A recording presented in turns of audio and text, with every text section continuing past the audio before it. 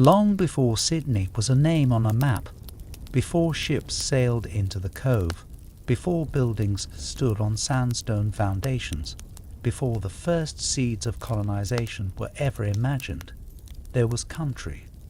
Not wilderness, not emptiness, but country, seen, known, sung.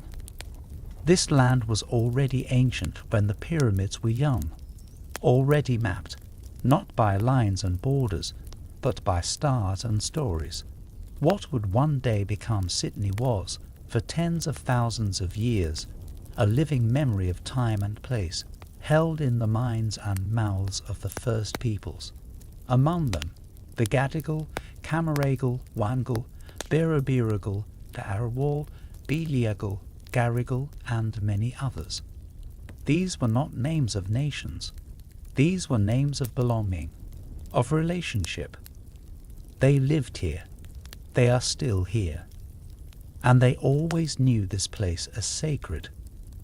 The sandstone basin that would cradle the future city was formed by ancient water, rivers cutting through rock, tides swelling into the land, rain carving valleys into permanence.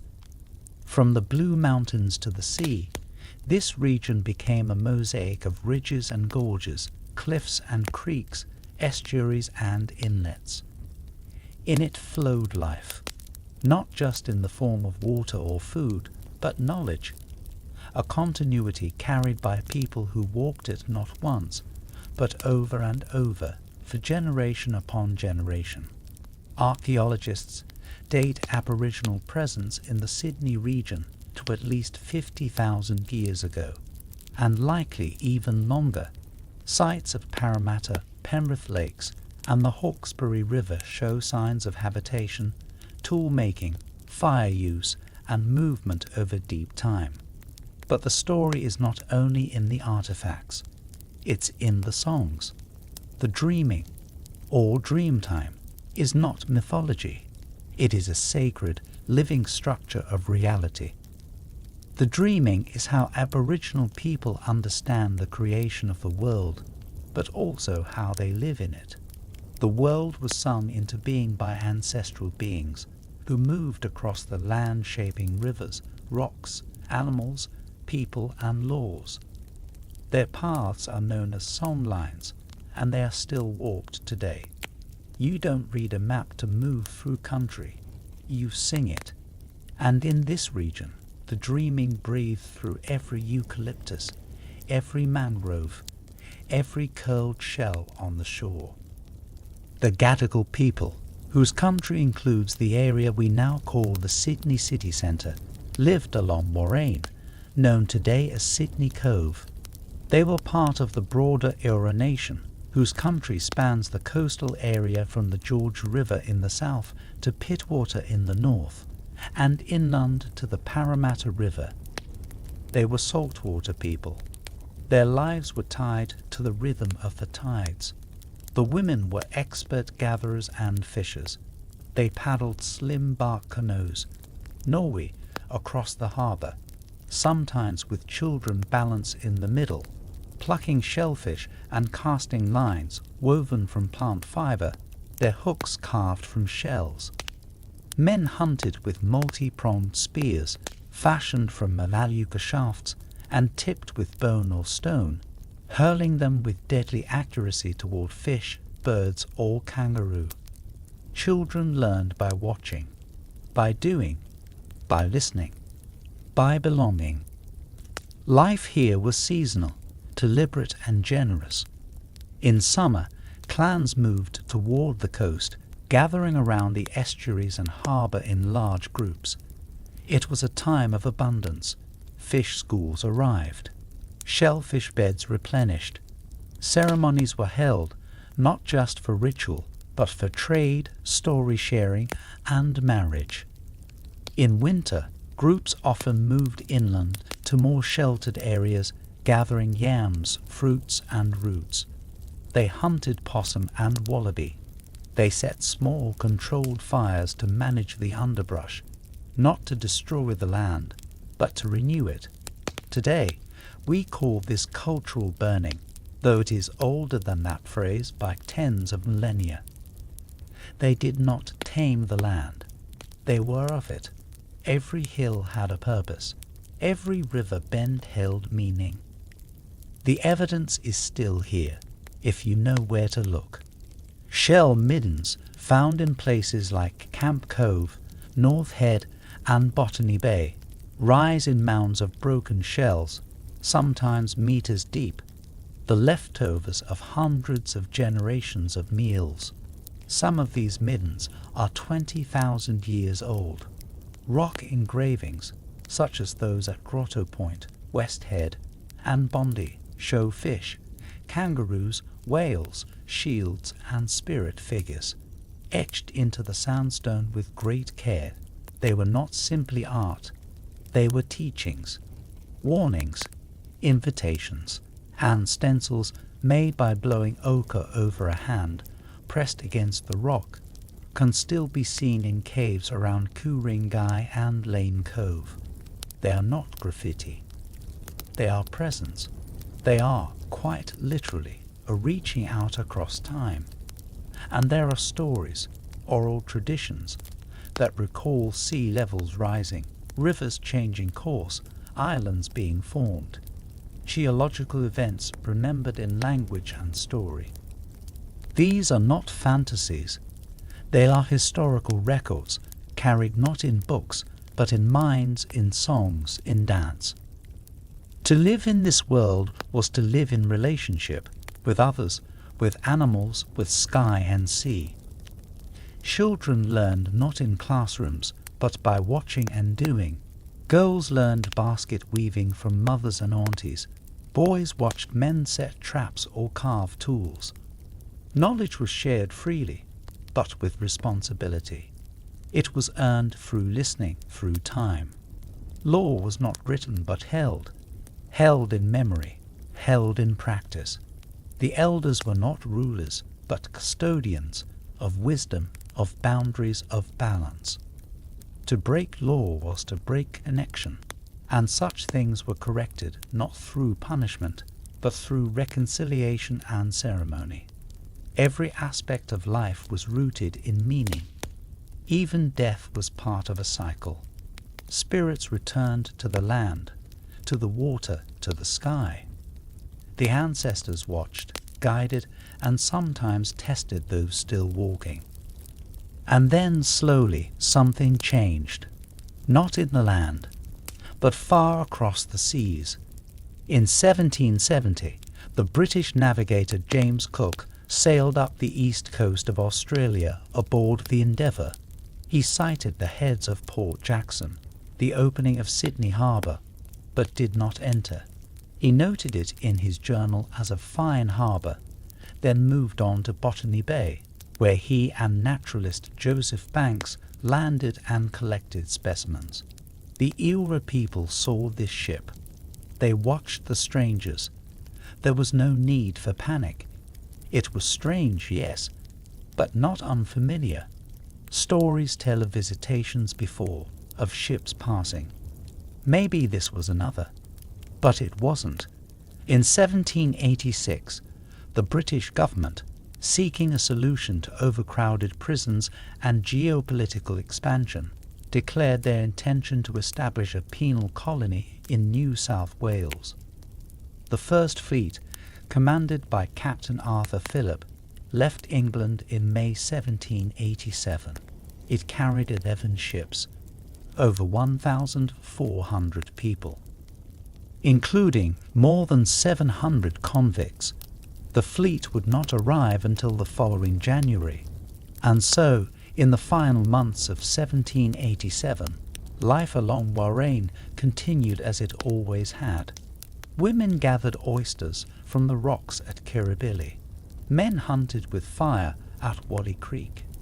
Children laughed as they raced sticks along the mudflats at low tide. Smoke curled from evening fires. Ancestor songs drifted through eucalyptus groves. The people of this place did not know that history, as we frame it today, was about to shift beneath their feet. But they knew the land. They knew the tides. They knew how to live, and for at least 2,000 generations they had done just that, not surviving but thriving. This was not a place waiting to be discovered. It had already been found again and again by every child born on its banks, by every elder who sang it into being. What would come next? Ships, flags, disease, fences, displacement would arrive suddenly. But that story belongs to the next chapter. This one ends with stillness, with salt air, with the creak of a bark canoe on dawn-lit water, with footprints in sand that the tide will wash away, with eyes that have seen 1,000 seasons, gazing toward a horizon they do not yet know is changing, and with a harbour that holds them, softly, deeply still. The sandstone of Sydney is soft. It weathers easily, flakes with wind, crumbles under water, yet somehow it has held on to stories, stories carved with stone tools and painted in red ochre, stories of wallabies, whales and warriors, stories of the dreaming. They remain not because they were meant to last forever, but because they were constantly returned to, maintained, tended, like gardens of meaning. This land, for all its rocky outcrops and hardened faces, was never left to itself. The people of the Eora moved across it with careful rhythm. They burned small patches to renew growth. They sang to it, danced in time with it, etched their presence into it. The sandstone cliffs around what is now North Head, Ball's Head, and West Head are tattooed with time. Engravings of kangaroos mid-leap, fish with lines trailing behind, concentric circles indicating waterholes. These were not decorations. They were records, warnings, prayers, maps. The land was not just seen, it was read. When you walk the cliffs today, you may not notice them. You might step over them entirely. But if you slow down, take off your shoes and sit in silence, the stories start to echo. The rock holds memory like breath. There were caves, natural shelters carved out by erosion, where people left their marks for millennia. They left stencils of their hands, sometimes overlapping, sometimes standing alone. To make them, they would press a hand against the stone and blow ochre through a reed or their lips. What's left behind is the negative, the space where skin once was. These are not handprints. They are imprints of presence, an assertion quiet but permanent. I was here. I am of this place. The dating of these rock art sites is difficult. Organic materials fade, but the styles, locations, and oral traditions suggest some are thousands of years old. Others were made within living memory. This continuity, across time, from ancient ancestors to the children of the 1700s, is what makes Aboriginal culture not just old, but ongoing. Sydney's natural features made it an ideal canvas. The crumbling cliffs, overhangs, and rock shelves were not obstacles. They were opportunities. Engravings were often carved on exposed rock platforms near water. Some served ceremonial purposes. Others marked seasonal changes. A fish carved on a ridge might signal when the mullet were running. A whale on a bluff might mean it was time to travel. A human figure might be a totem ancestor, or a teaching spirit, or simply someone remembered. There are sites where men gathered, and others where women alone went. Birthing caves, scar trees, quiet sacred spaces. Not all stories were shared. Some were held in silence, passed only in whispers, from elder to initiate. These sites formed a constellation across the region, one that mirrored the stars above. The cosmos and the country were not separate. The path of the Milky Way aligned with the emu in the sky, and that emu had footprints in the creeks below. What was above was also below. To know the land was to know the stars. Each clan group had its own stories, its own songs, its own sacred geography. The Camaragal, who lived north of the harbour, passed knowledge through smoke ceremonies and storytelling around coastal fires. The Wangal, who occupied lands along the Parramatta River, had fishing camps that moved with the tides and seasons. They built tools from local stone, bartered with neighbours, and gathered at large corroborees during seasonal migrations. Language varied slightly from place to place, but mutual understanding was deep. A person could cross from one land to another by asking permission, by offering gifts, by following protocol.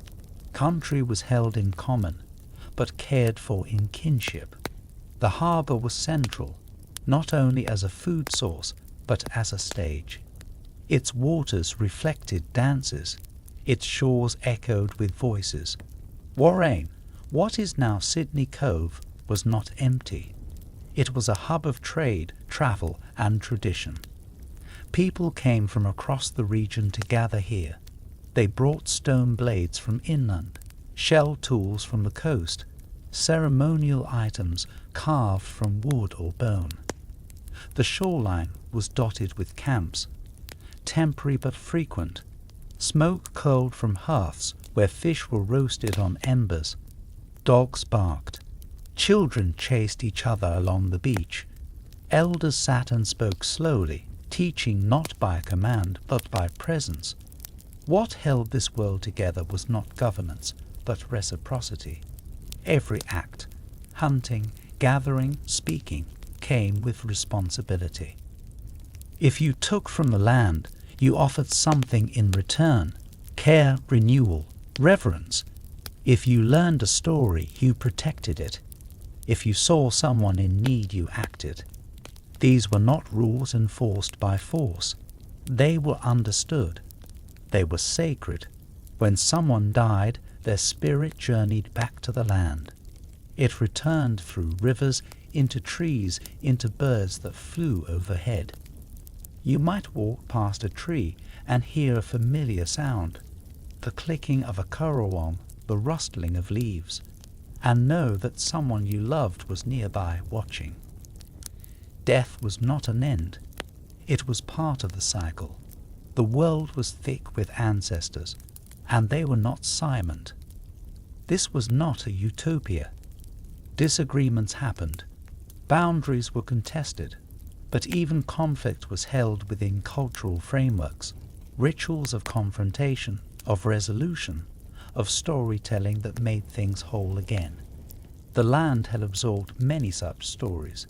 It was big enough to hold them all. The archaeological evidence of this time is staggering in its depth. At Lake Mungo to the west, remains dated to over 40,000 years tell of ritual cremation and complex burial. In the Sydney Basin, the relics are quieter. Small flakes of stone, mounds of shell, hearth circles left in soil layers. But these traces speak clearly. They tell of families living together, of children raised on song, of knowledge passed from mouth to mouth, hand to hand. By 6000 BCE, sea levels had risen significantly. What was once dry land between the current coast and the edge of the continental shelf became ocean. The Sydney coastline stabilized roughly around this time, giving us the shoreline we know today. The harbour formed slowly, not as a single event, but as a long breathing in of water. In that time, people moved with it. As the sea advanced, so too did the campsites, the fish traps, the ceremonial grounds. The people were not swept away. They adapted. They had always adapted. It was part of their law. Today, the remnants of these adaptations remain. Stone fish traps at Narrabeen, worn rock steps at Rushcutters Bay, layered shell middens, manly and point piper. These are not broken relics. They are footprints in time. Some middens contain layers that span thousands of years, a record of meals shared and lessons taught beside the same tide. When the British arrived in 1788, they brought with them a belief that they had found a new world. But for the people who had lived here for countless generations, it was not new. It was ancient. It was everything. The land did not need to be named. It already had names, hundreds of them, spoken in languages that danced on the tongue, carried by the wind, stored in the cracks of stone. Each tree had a purpose. Each bend in the river had a story. And the people who lived here were not simply inhabitants. They were participants. They kept the balance. They listened. The sandstone may have softened. The trees may have fallen. But the spirits remain. They whisper still from the rocks, from the fire smoke, from the water, not as ghosts of the past, but as ancestors waiting to be heard. Beneath the rhythms of modern Sydney, beneath the traffic and high-rises, the trains and tunnels, lie older paths, older rivers, older memories. The ground that supports the weight of the present once echoed with different sounds. The hush of bare feet on soil, the splash of a paddle in estuarine waters, the rustle of stringy-bark cloaks, the quiet murmur of stories being passed from one voice to another. The rivers still flow in their old courses, even where they've been buried under bitumen. They remember. Before 1788, long before Sydney had ever been imagined as a city, the region was defined not by suburbs or postal codes, but by country. That word, country, carried a meaning far deeper than land.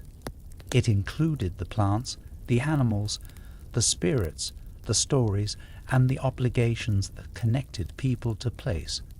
To speak of country was to speak of kin. It was to speak of belonging. The land's ancient custodians knew this intimately. The Dharawal to the south, the Darug to the west, the Dark Injun to the north, and the Duringai, Camaragal, Gadigal, and Wangal clustered around the heart of what we now call the Sydney Basin. These people lived within and between the folds of the Hawkesbury, Nepean, Cooks, Georges, and Parramatta rivers, a network of freshwater and saltwater arteries that nourished the region and shaped the seasonal migrations of its people. The Nepean River, winding through today's Penrith and Camden, was not just a water source. It was a place of initiation, of deep dreaming. The Cooks River, flowing near what is now Marrickville and Earlwood, was surrounded by paperbark swamps and reed beds that echoed with the cries of herons and frogs. The Parramatta River, whose name comes from the Darug word Parramatta, place of the eels, was central to food gathering and spiritual connection. Each bend, each bank, each floodplain had its story. The land was not silent. It spoke constantly. Through the wind in the trees, the change in bird calls, the texture of bark, the shimmer of insects rising from the grasses. Children were taught to read these signs from the time they could walk. They learned not from instruction, but from observation. A child watching her grandmother crack mussels on a stone learned which rocks stayed warm in the shade. A boy watching his uncle chip a flint blade learned which stone made the cleanest edge. The land was school. The elders were the curriculum. Ceremony was the final exam. The waters connected more than just places. They connected people. Canoes, crafted from a single sheet of bark, folded and bound with vine, and sealed with resin, glided silently across the rivers. Women paddled them with ease. Children nestled in the bow, gathering fish, yabbies, oysters. They knew how the tides shifted. They knew which seasons brought fat fish and which brought lean. They understood the behavior of every species in the estuary. There was no word for ecology, but there was an intimate practice of it. When large gatherings occurred, people arrived not just from neighboring clan lands, but from across the wider region, sometimes from as far as the Blue Mountains or the Illawarra. They came by canoe, by foot, along narrow trails worn by centuries of passage. These meetings were uncasual. They were ceremonial. They included marriages, trade, legal matters, initiations, and spiritual renewal. Trade was abundant.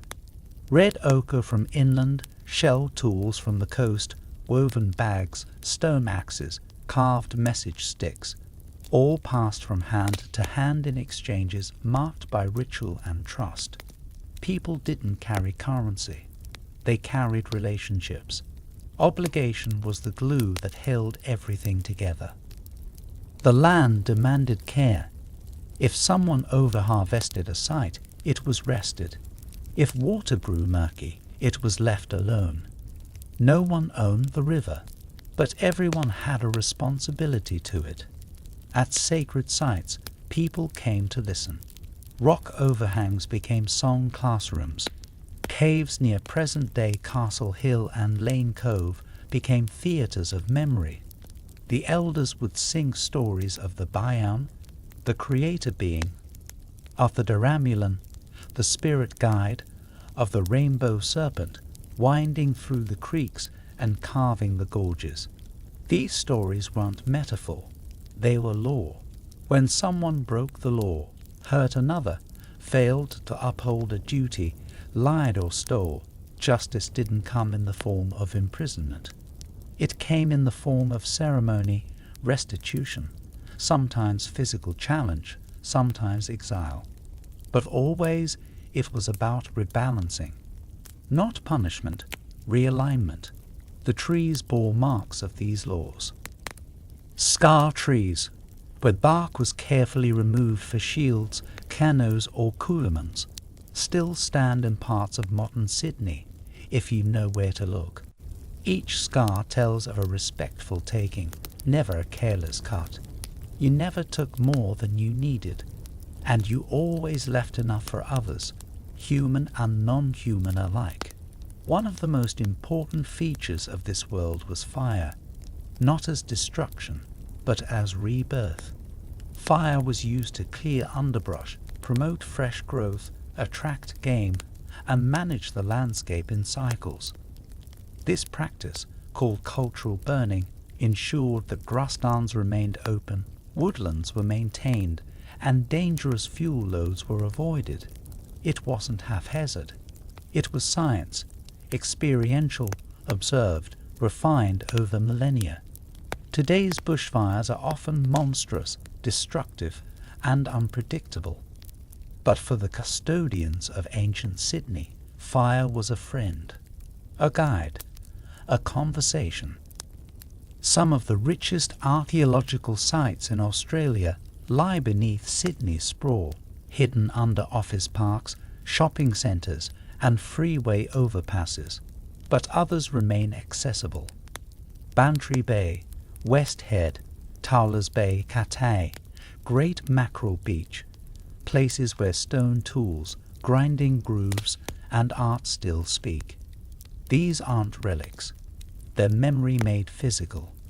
The grinding grooves, carved into sandstone by repeated use of stone axes, are sometimes worn inches deep. Some are shaped by generations, fathers, sons, grandsons all using the same spot over decades. You can run your finger through the groove and feel the past, not abstractly, directly.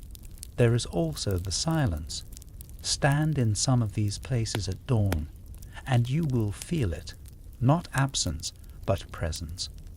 The ghosts of paddlers sliding across the misty river, the low hum of a didgeridoo bouncing between cliffs. the chattering of birds that once alerted people to danger or bounty. The land holds more than we know, and yet, even as life moved with stability, the world beyond was stirring. In the 1600s and 1700s, Dutch and Portuguese ships skirted the coasts of the continent. In 1770, the Endeavour passed by the very harbour mouth the Eora knew so intimately, but the people of ancient Sydney continued their rhythms. They had seen visitors before. They would see them again. The river still flowed. The fish still swam. The seasons still turned. By 1787, just months before the arrival of the First Fleet, life along the Parramatta, Cooks and George rivers was peaceful. Fires burned at night, warming families beneath star-pricked skies. Ceremonies were held in secret spaces. Laughter rolled across the water like smoke, and no one knew that on the other side of the ocean, sails had been raised. The waters remembered. They always do. They did not come quietly. From the eastern sea, they arrived with groaning wood, rippling canvas, and winds that carried whispers of a world unknown. To the people of the Eora, watchers of sky and tide, the 11 ships of the First Fleet were not simply visitors. They were an omen. In January 1788, summer painted the sandstone cliffs golden. The coves and bays of Borraine, known today as Sydney Cove, were rich with the rhythms of life. Shellfish beds renewed, birds wheeled across the sky, smoke curled from campfires where women tended fish over coals. Children chased crabs at low tide. Elders traced songlines with voice and foot. The people moved as they always had, to the rhythms of the seasons, the sea and the dreaming. But then the horizon changed. Sails appeared first, ghost white and unnatural, like clouds that moved against the wind. Then came the hulls, tall and dark, cutting through water in a way no bark canoe ever had. It had been 18 years since James Cook passed by these shores without landing. But this time, the strangers came not to observe. They came to stay. The ships dropped anchor in Botany Bay on January 18, 1788. The Eora, Bidjigal, and Darawal clans watched from behind sand dunes and trees. They saw the pale figures unload barrels, march on beaches, dig holes, pitch tents. There was no ceremony of welcome, no negotiation, no attempt to learn the ways of the land. They had come with a map, a flag, and a presumption that the land was empty, terra nullius. But it was not. It had names, stories, laws, and people, tens of thousands of years old. The man in charge was Captain Arthur Phillip, a quiet and intelligent naval officer tasked by the British Crown with founding a penal colony in New South Wales. His fleet carried over 1,400 people, including nearly 750 convicts, as well as marines, officers, surgeons, and administrators. Many had never seen the sea before their voyage. Few had any notion of where they were going. They had left Portsmouth in May 1787, crossed the Atlantic, rounded the Cape of Good Hope, stopped in Rio de Janeiro and Cape Town, then sailed east into the Southern Ocean. 8 months later, sunburned, scurvy-stricken, malnourished and exhausted, they reached what they had been told was a new world. But Botany Bay was a disappointment. Shallow anchorage, poor soil, little fresh water, dense, unfamiliar bushland. Philip quickly decided to look elsewhere. He had read Cook's journal and remembered a promising harbour to the north, Port Jackson, a place Cook had seen but not explored. On January 21, Philip took a small boat north and entered the headlands of Port Jackson. What he saw astonished him. The harbour stretched deep inland, with a labyrinth of bays, coves, and fingers of water winding between headlands. The water was calm, deep, sheltered, the land green and promising, and near one cove, where a freshwater stream trickled to the sea, he found what he believed to be the perfect place to begin the colony. He returned to Botany Bay. On January 26, under blue sky and billowing sails, the fleet entered Port Jackson. They anchored in the cove Philip had chosen. Rain. There was no treaty, no invitation, no understanding. The British named it Sydney Cove, after Lord Sydney, the British Home Secretary. They raised the Union Jack, fired a salute, declared the founding of the colony. From the bush, the Eora watched in silence. The landing marked a profound rupture, not just political, but spiritual. The British brought with them a conception of land as property, measurable, exchangeable, surveyable. But to the Eora, land could not be owned. It was sacred. It owned them. The settlers cut down trees, built crude shelters, dug trenches for waste, released pigs, goats, and chickens. Their livestock trampled middens. Their axes rang through forests. Their urine poisoned freshwater sources. The Eora did not attack, but they did not welcome either. Instead, they watched, listened, waited. Some approached to investigate. Tentative encounters occurred. The British, eager for contact, offered bread, beads, and clothing. The Eora, bemused or confused, accepted some of these gifts, but often dropped them once out of sight. Philip tried to maintain peace. He warned his men not to fire upon the Eora unless attacked. But misunderstandings mounted quickly. To the Eora, the British did not follow correct protocols. They took resources without offering return. They trespassed sacred places. They ignored signs, trampled taboos. Soon, small spearing incidents occurred, a warning, a reminder of boundaries. To the British, these were seen as acts of hostility. A convict was speared after stealing food or entering sacred space. Another disappeared. Rumors of raids and retaliation spread. Marines began patrolling the settlement with muskets. And through it all, the Eora kept watching.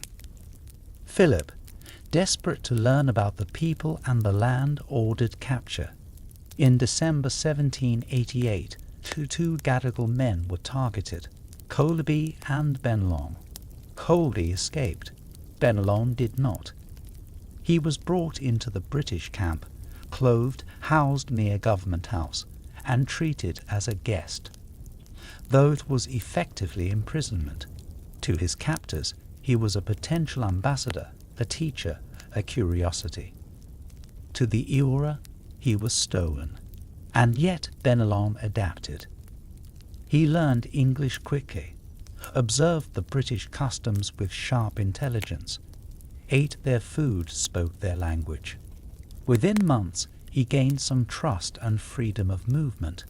He dined with officers, sat at Philip's table, even began to offer translations. But just as things began to stabilize, the colony faced its first disaster. In April 1789, smallpox arrived. To this day, historians debate how, whether it was carried on the ships, released intentionally, or transferred unknowingly through contaminated goods. But its effect was immediate and horrifying. The disease tore through the Eora and surrounding clans with apocalyptic speed. Within weeks, people were dying by the dozens. Entire camps vanished. Bodies were found floating in the harbour or curled beneath trees wrapped in cloaks. The British were largely immune. Many had been exposed in childhood, but the Aboriginal peoples had no such resistance. Arabanu, an earlier captured intermediary, died of the disease. Benelong survived, but he saw his family die. The Eora, already displaced and mistrustful, were now decimated. Some fled deep inland. Others turned to violence. The British believed they had been spared by Providence. But in truth, a genocide had begun, not yet by bullets or police, but by invisible pathogens carried on wind and skin.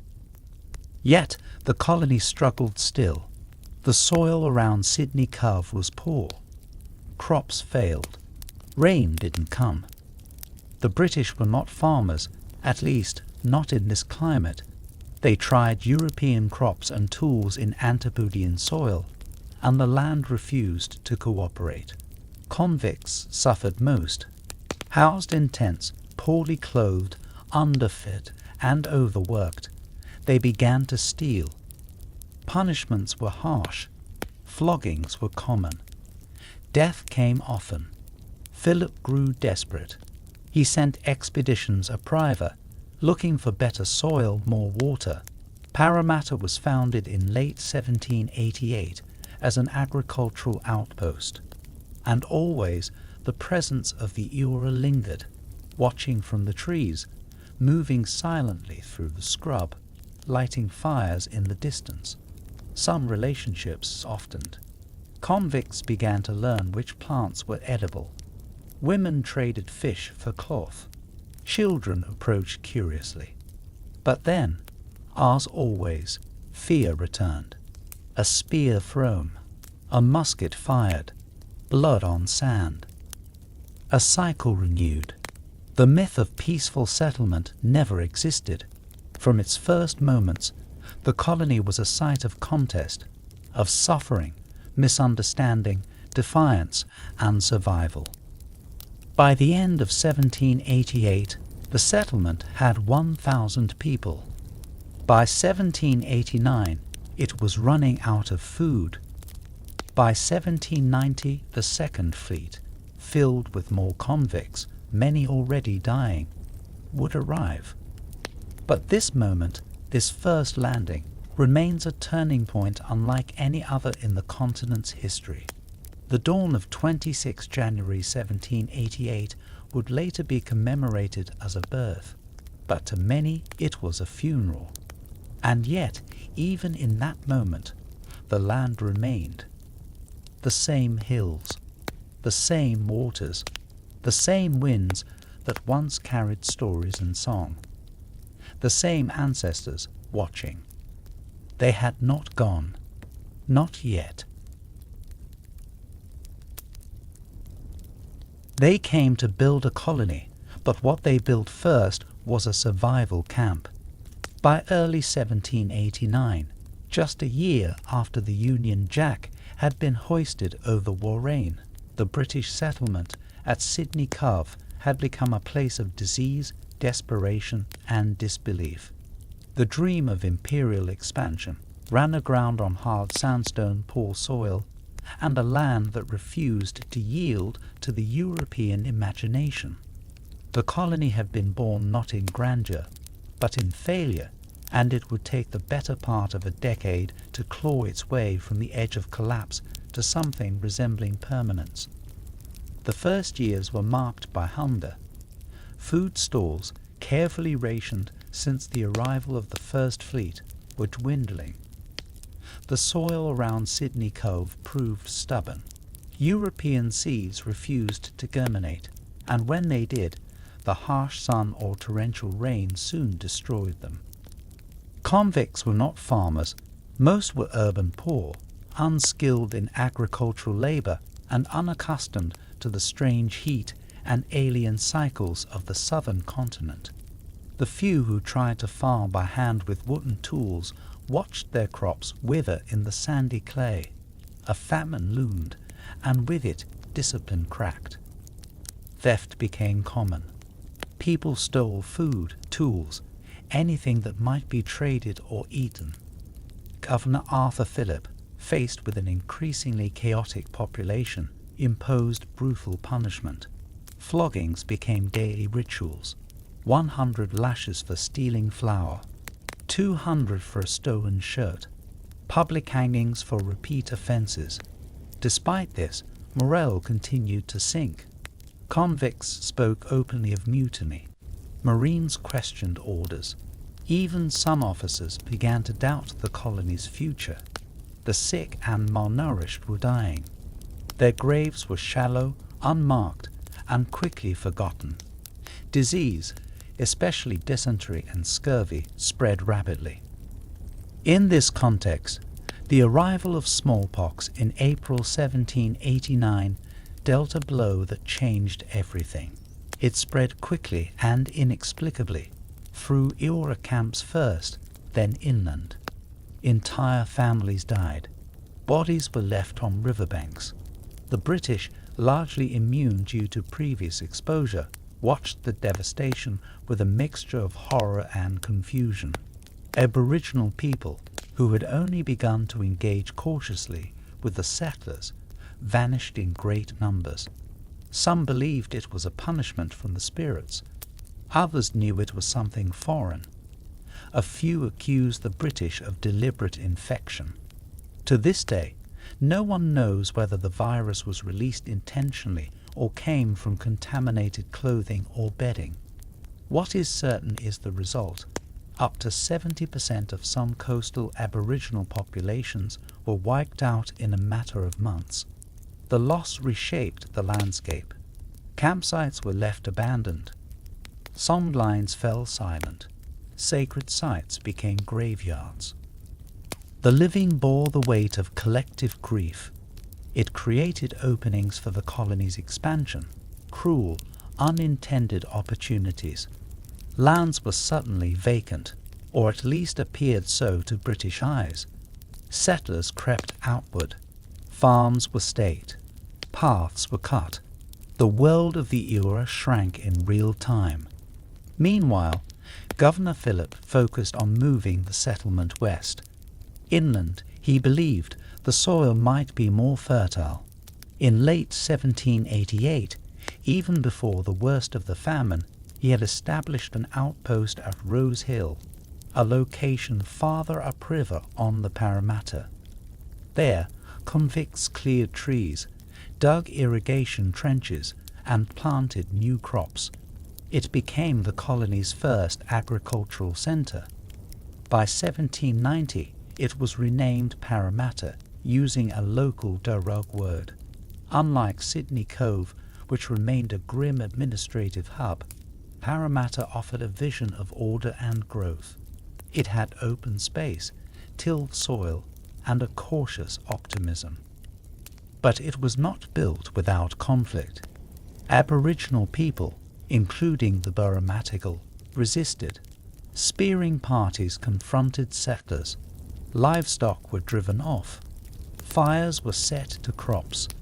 In response, the British sent patrols, punitive expeditions, ambushes. Blood was spilled. The colonial footprint widened, marked by fences and firearms.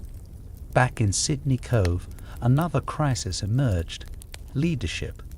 In 1792, Arthur Phillip, worn out by his post, returned to England. He left behind a colony with tenuous footing and no permanent governor.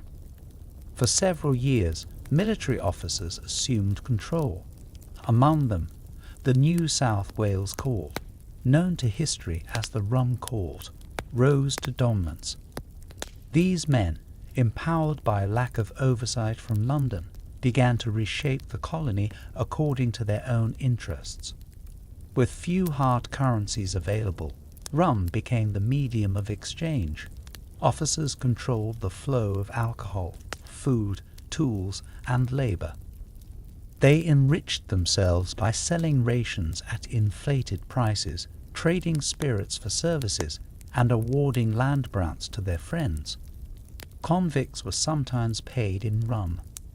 Rum funded construction. Rum brought influence. It built homes, churches, and courthouses. Sydney became, in effect, a rum economy. The coarse corruption grew more brazen. Officers built mansions on the ridges of the harbour, held social functions with crystal glasses and imported silverware, while the majority of convicts lived in huts of bark and mud. Justice was selective. Those aligned with the military thrived.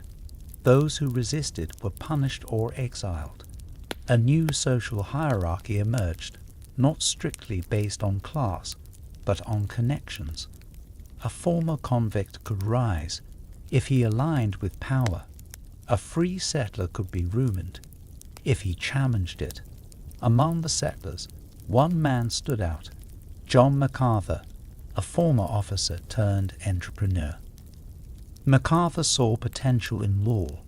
In the early 1790s, he acquired sheep, bred them selectively, and began exporting wool to England.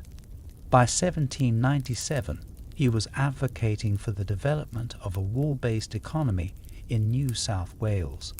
He clashed frequently with authorities but made himself indispensable. He, more than anyone else, symbolized the transformation of the colony from penal backwater to economic experiment. Still, beneath these shifts, the colony remained a prison. Convicts continued to arrive, chained, diseased, and terrified. The Second Fleet, arriving in 1790, brought horror.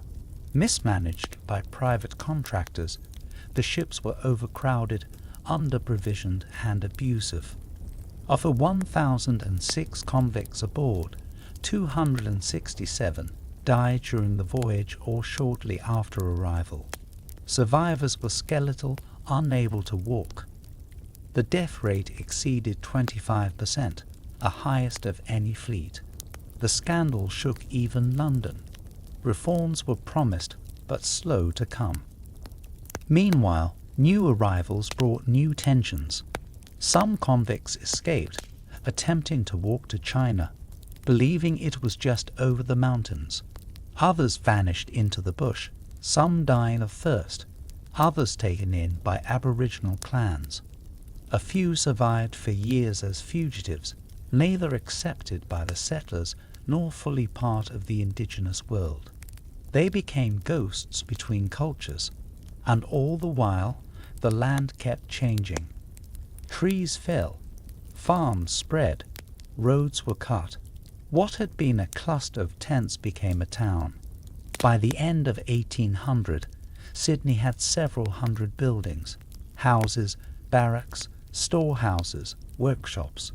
The streets were uneven, muddy in rain, dusty in summer. Livestock wandered freely. Children played among goats and chickens. Boats lined the harbour's edge. Trade increased: fish, grain, salted meat, alcohol. Markets emerged. A printing press was established in 1803. Newspapers followed, the beginnings of civil society. And with civil society came resistance.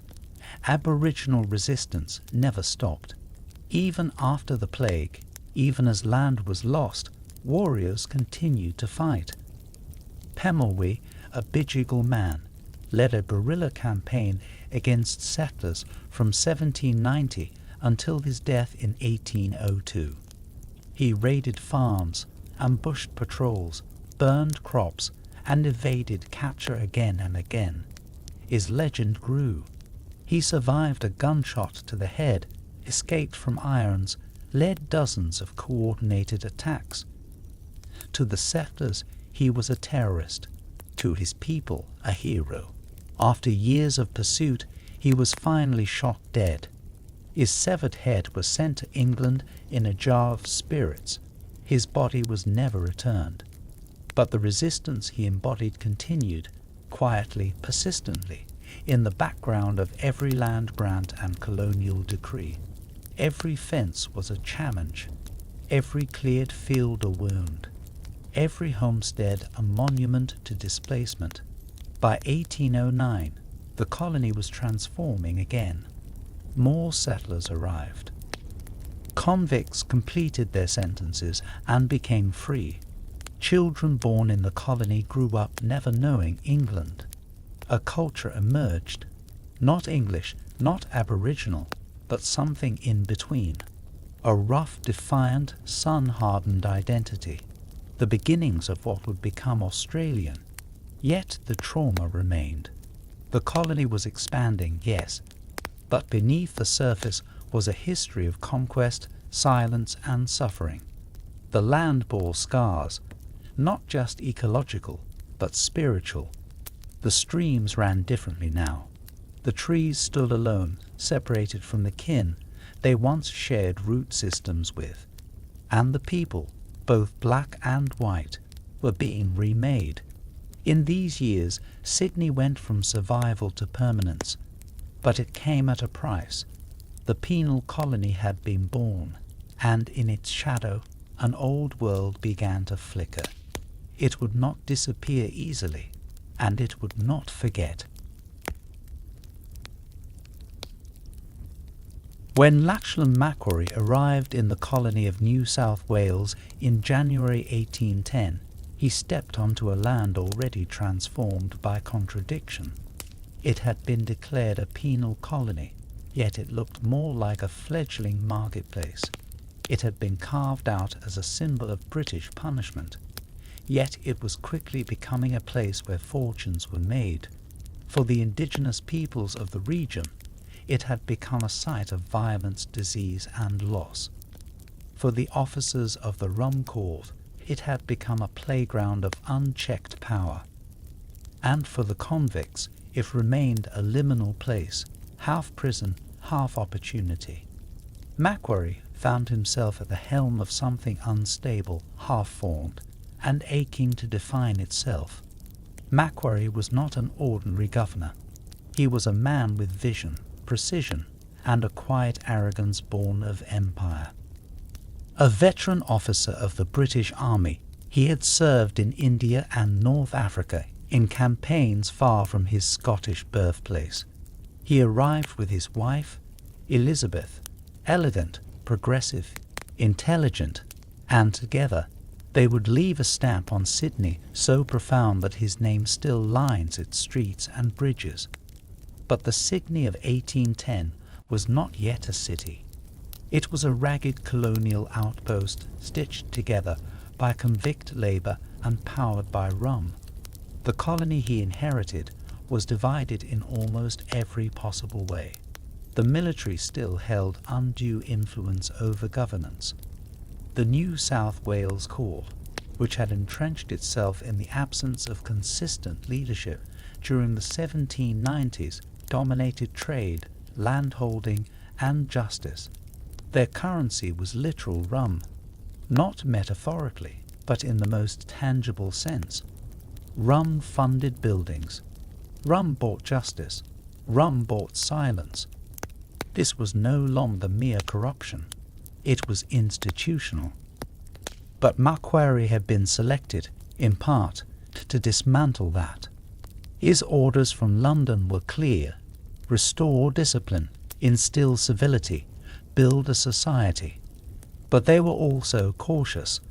London distrusted what the colony had become and feared what it might be, a rogue province, too independent, too ambitious. Macquarie, who straddled the line between empire's discipline and personal enlightenment, had to balance reform with control.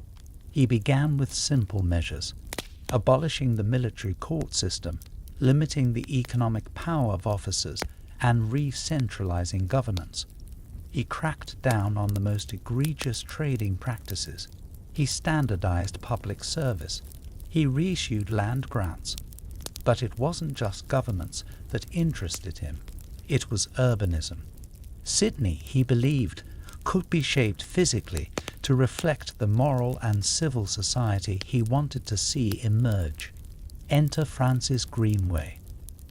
A convict transported for forgery, Greenway was a trained architect. Macquarie saw in him not a criminal, but a tool. an artist capable of executing vision. Greenway became Macquarie's chief architect and designed some of Sydney's most enduring buildings: Hyde Park Barracks, St James Church, and the General Hospital. These were not just structures, they were messages. They were declarations that this was no longer a penal colony. It was a town, soon a city, deserving of stone and geometry, of arches and columns, of permanence. Macquarie also created systems.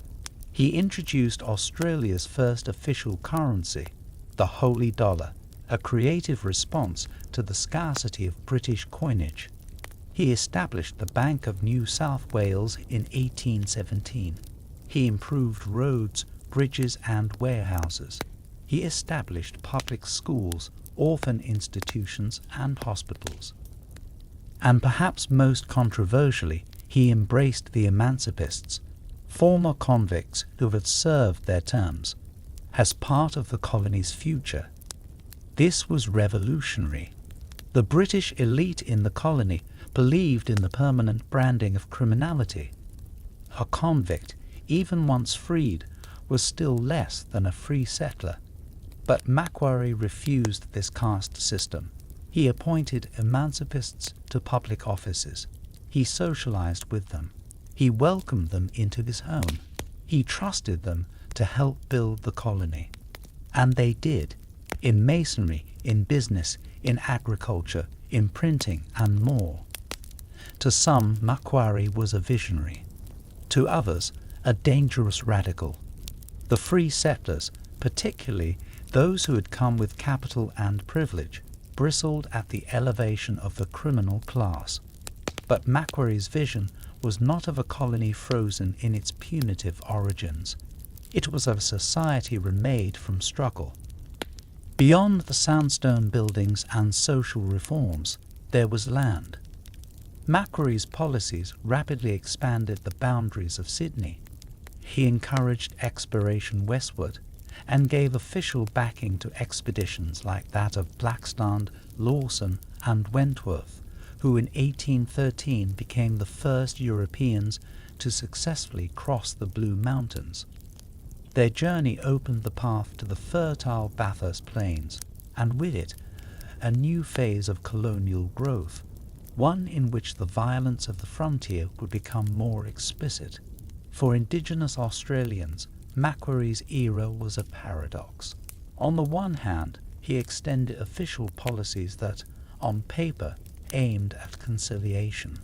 He invited Aboriginal families to the native institution, hoping to educate and convert their children to European ways. He organized annual native feasts to offer gifts and medals to Indigenous leaders. He appointed Bunbury, a charismatic Aboriginal man from Broken Bay, as a sort of informal ambassador. Bunbury, famously dressed in naval costume provided by Macquarie, accompanied British explorers and helped broker limited peace in certain regions. But for all the appearance of inclusion, the reality was often darker. As settlements pushed deeper into Aboriginal lands, conflict became inevitable. Spearings, livestock raids, reprisal killings. The frontier pulsed with tension. In 1816, Macquarie ordered punitive expeditions against Aboriginal groups near the Nepean River. The results were brutal. At Appin, under Captain James Wallace, at least 14 Aboriginal men, women, and children were killed in a nighttime assault. Some were shot, others driven off cliffs, their bodies left as warnings. Macquarie defended the attack as necessary to maintain order, but to Indigenous survivors it was a massacre. This contradiction, reformer and enforcer, defined Macquarie. He was both a civilizer and a colonizer. He believed in fairness, but within a system inherently unfair. He imagined an inclusive society, but one that required assimilation, erasure, and silence from those who had lived here longest. By the late 1810s, Macquarie's achievements were undeniable. The population had grown, the economy had stabilized, crime had declined, public works had flourished. The first theatre opened, the first proper census was taken. The penal colony had, in many ways, become a functioning society. But back in London, doubts were rising. Powerful voices, including John Thomas Bigg, a British commissioner sent to investigate colonial affairs, accused Macquarie of overspending, of overbuilding, and of overstepping his mandate. Bigg's report painted Macquarie as a governor too soft on convicts, too indulgent of ex-criminals, too grand in his vision for what was supposed to be a place of punishment. The criticism stung. Macquarie, proud and aging, grew increasingly frustrated. His health began to fail. In 1821, after more than a decade of service, he resigned and sailed back to Britain. He would die 4 years later in obscurity, largely unrecognized in his homeland. But in the colony he left behind, his legacy had taken root. Sydney was no longer just a penal outpost. It was a growing city, a city with institutions, with architecture, with a population beginning to think of itself not as British, but as something new, a city that bore his imprint in stone and structure, a city that would carry his name on streets, bridges, hospitals, even as it forgot the contradictions he embodied. Macquarie's dawn was not a sunrise without shadow. It was a complicated morning, full of ambition, compromise, hope, and harm. But it was a beginning, and beginnings in Sydney always echo louder than expected. By the first decade of the 19th century, Sydney had become something few in Britain had truly imagined. It was no longer a mere collection of tents, nor a penal garrison clinging to the coastline like an afterthought of empire. It was a place of tension, of power plays, of small fortunes and quiet resistances. It was a city still young enough to be shaped, but old enough to carry scars. And behind its transformation lay a question that would shape it for generations. Would New South Wales be a penal colony forever, or would it evolve into something free and more permanent and more self-determined? At the heart of this question was rum, not simply as a drink, but as a symbol of power, economy, and control. Rum had become the unofficial currency of the colony.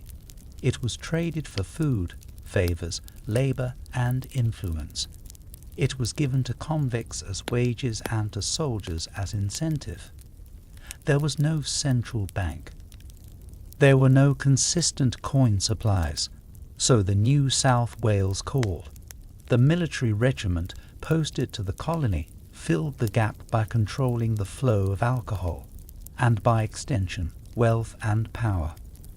This court, often referred to derisively as the Rum Court, had become the most powerful force in the land. When Governor William Bligh arrived in 1806, it was with the specific mission to curtail the court's influence. Bligh, a naval officer infamous for the mutiny on the Bounty, had a reputation for both discipline and arrogance. He approached the colony not as a governor seeking harmony, but as a captain quelling a rebellion before it started. He cracked down on illegal trading, demanded transparency in land grants, and suspended licenses. But he miscalculated the nature of his opposition. His primary antagonist was John MacArthur, a former officer and a shrewd businessman. MacArthur had already positioned himself as the father of Australia's wool industry, owning thousands of sheep and lobbying for the expansion of pastoral lands. He believed deeply in the future of the colony as a free settler haven, driven by agriculture and private enterprise. Bligh, however, saw MacArthur as a rogue and a threat.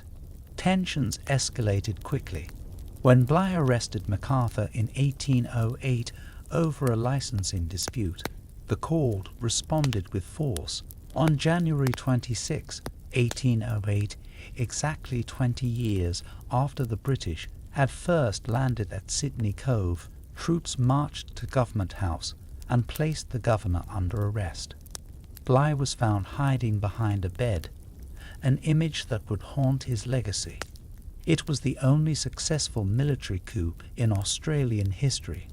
For over 2 years, the colony operated without official oversight, governed by a triumvirate of court officers and MacArthur himself.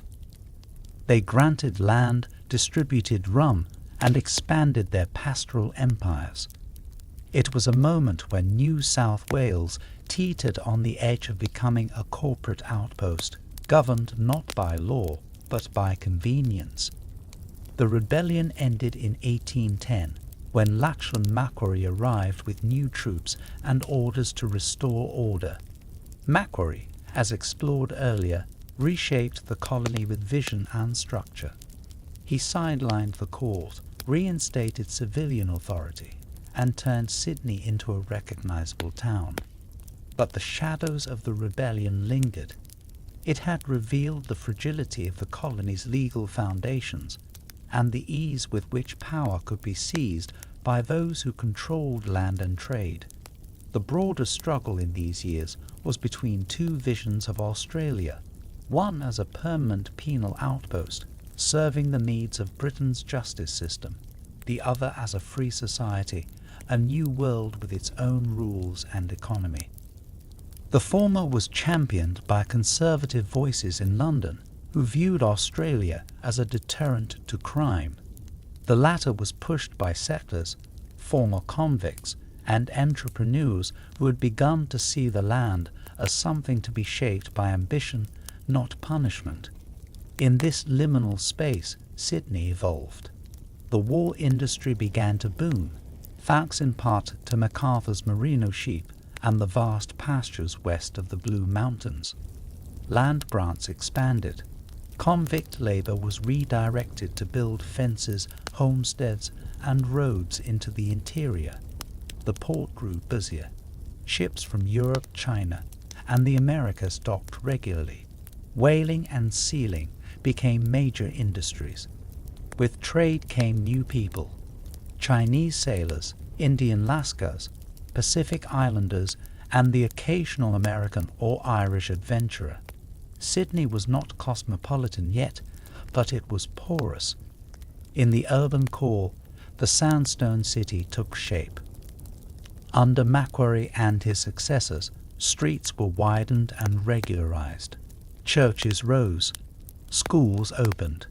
The first bank, the Bank of New South Wales, offered credit. Small businesses emerged: blacksmiths, tailors, carpenters, inns. The city's first newspaper, the Sydney Gazette, provided updates on everything from shipping schedules to colonial policy. Social life, too, changed. Convicts, once exclusively outcasts, began to marry, own property, and raise children. The line between free settlers and emancipists blurred. Many former convicts became respectable citizens. Some became wealthy. Others bought land and demanded representation. They wanted schools for their children, justice in the courts, and rights equal to any man born in England. But class remained. Old money settlers, backed by London wealth, continued to look down on those whose ancestors had arrived in chains. Religious institutions began to grow in power. Anglican clergy, sent from England, sought to enforce moral order. They opposed gambling, alcohol abuse, and cohabitation without marriage. But many colonists, pragmatic, independent, and shaped by hardship, resisted interference. Churches were built, but attendance was sparse. Convicts were more likely to find salvation in land and labour than in liturgy. For Aboriginal people, this was a time of increasing erasure. By the 1820s, most towns around Sydney had been decimated by disease, conflict, or displacement. Survivors lived in fringe camps near rivers or moved inland, following relatives or seeking refuge in less settled areas. Some worked as guides, labourers, or hunters for settlers. Others resisted. A few formed hybrid communities, blending traditional knowledge with European tools and strategies. But the impact of colonization was vast. Song lines were broken, languages were lost, ceremonies stopped, burial sites were ploughed under. And yet, culture survived, quietly, in memory and story, waiting to re-emerge generations later. The city's population grew steadily. By 1830, Sydney had over 10,000 residents, convicts, free settlers, children born in the colony, and a growing number of immigrants. The colonial government, no longer purely punitive, began to grapple with how to manage this emerging society. More infrastructure was needed: hospitals, schools, post offices. More regulation, property law, trade policy, policing. It was during these years that the foundations of modern governance were laid. The colony's first Supreme Court was established. The civil service expanded. Surveyors began mapping not just streets, but entire districts. Census taking became routine, and the first steps were taken toward representative government. Though voting rights were still decades away for most, education also began to take root. Denominational schools, run by Anglicans, Catholics, and Methodists, offered basic literacy and numeracy. For the children of convicts and settlers, school was a ladder. For others, it was a tool of assimilation. Aboriginal children, often taken into institutions or apprenticed to settlers, were taught European values, language, and religion. These policies, though not yet systematic, laid the groundwork for the removal practices of later decades. And yet, through all this change, the idea of Sydney as a colony persisted. It was still defined by its penal origins. Chain gangs still built roves. Convict ships still arrived, though less frequently. The assignment system, in which convicts were leased out to settlers as unpaid labour, remained a pillar of the economy. Some convicts were treated well.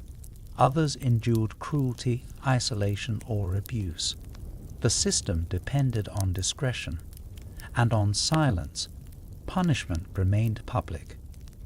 Floggings were held at dawn. Executions drew crowds. Stocks and pillories reminded everyone of the thin line between order and chaos. The presence of the law was visible, but not always fair. Free men could be tried for theft. Convicts could be whipped for insolence. Aboriginal people could be killed without consequence. But under the surface, something was shifting. The penal colony was beginning to imagine itself as a society, a place with history, identity, and aspiration. A place where children born under the Southern Cross no longer felt tethered to Britain. A place that still remembered the rum-fueled chaos of its youth, but began to dream of order, growth, and self-rule. By 1830, that dream remained distant, but it was forming, like mist over the harbour, quiet, insistent, and impossible to ignore. By 1830, Sydney stood at a threshold. The penal colony, founded on discipline and exile, was beginning to fracture under the weight of its own success. What had started as an experiment in punishment was gradually transforming into a society, uncertain of its shape, but unmistakably expanding. The years that followed would see Sydney begin to shed its penal identity, not through official decree or moral awakening, but through the grinding, stubborn push of human life building itself into permanence. This was a time of transition, politically, culturally, and physically. It was a time of conflict between old powers and new dreams, a time when the boundaries of the city pushed further west, where muddy roads turned into trade routes and convicts became farmers, shopkeepers, and citizens, whether the British government was ready for it or not. At the start of the 1830s, Sydney's population hovered around 14,000, still small by European standards, but doubling every decade. Nearly half the residents were convicts or former convicts.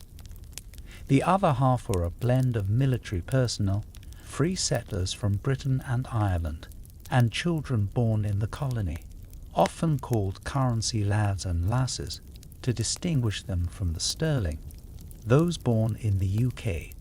This new generation was the first to grow up never knowing Britain, speaking in emerging accents, forming customs, and imagining a future not tied to London's instructions. But the presence of the penal system was still deeply embedded.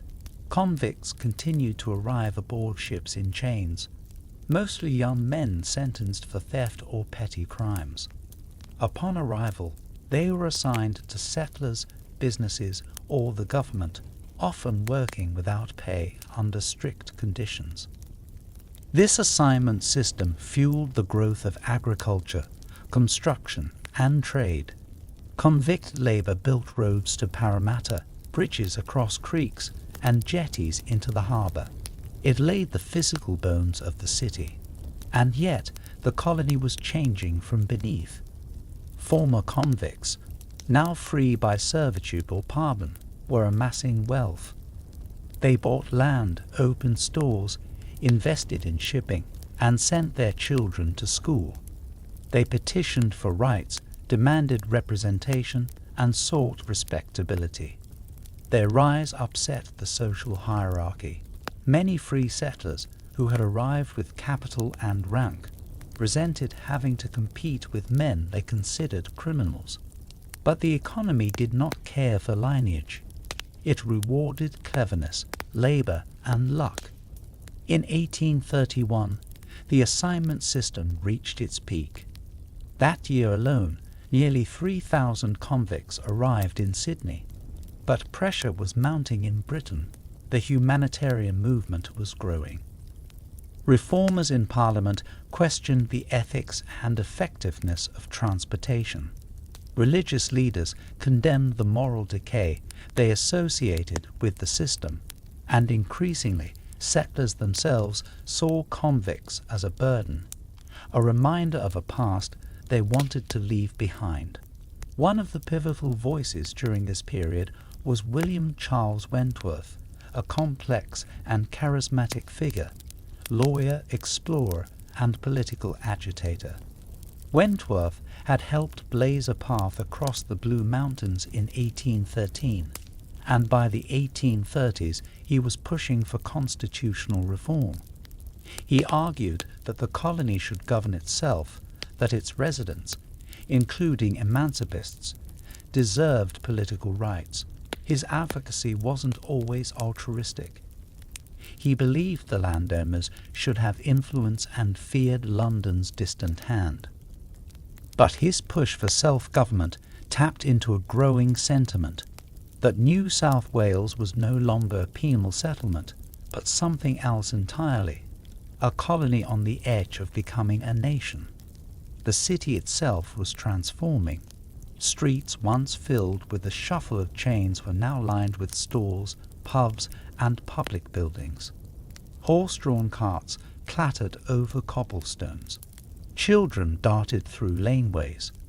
Markets bustled with fishmongers, bakers, and Chinese traders. Irish and Scottish accents mingled with the thickening vowels of the Australian-born. Sydney was noisy, smelly, and uneven.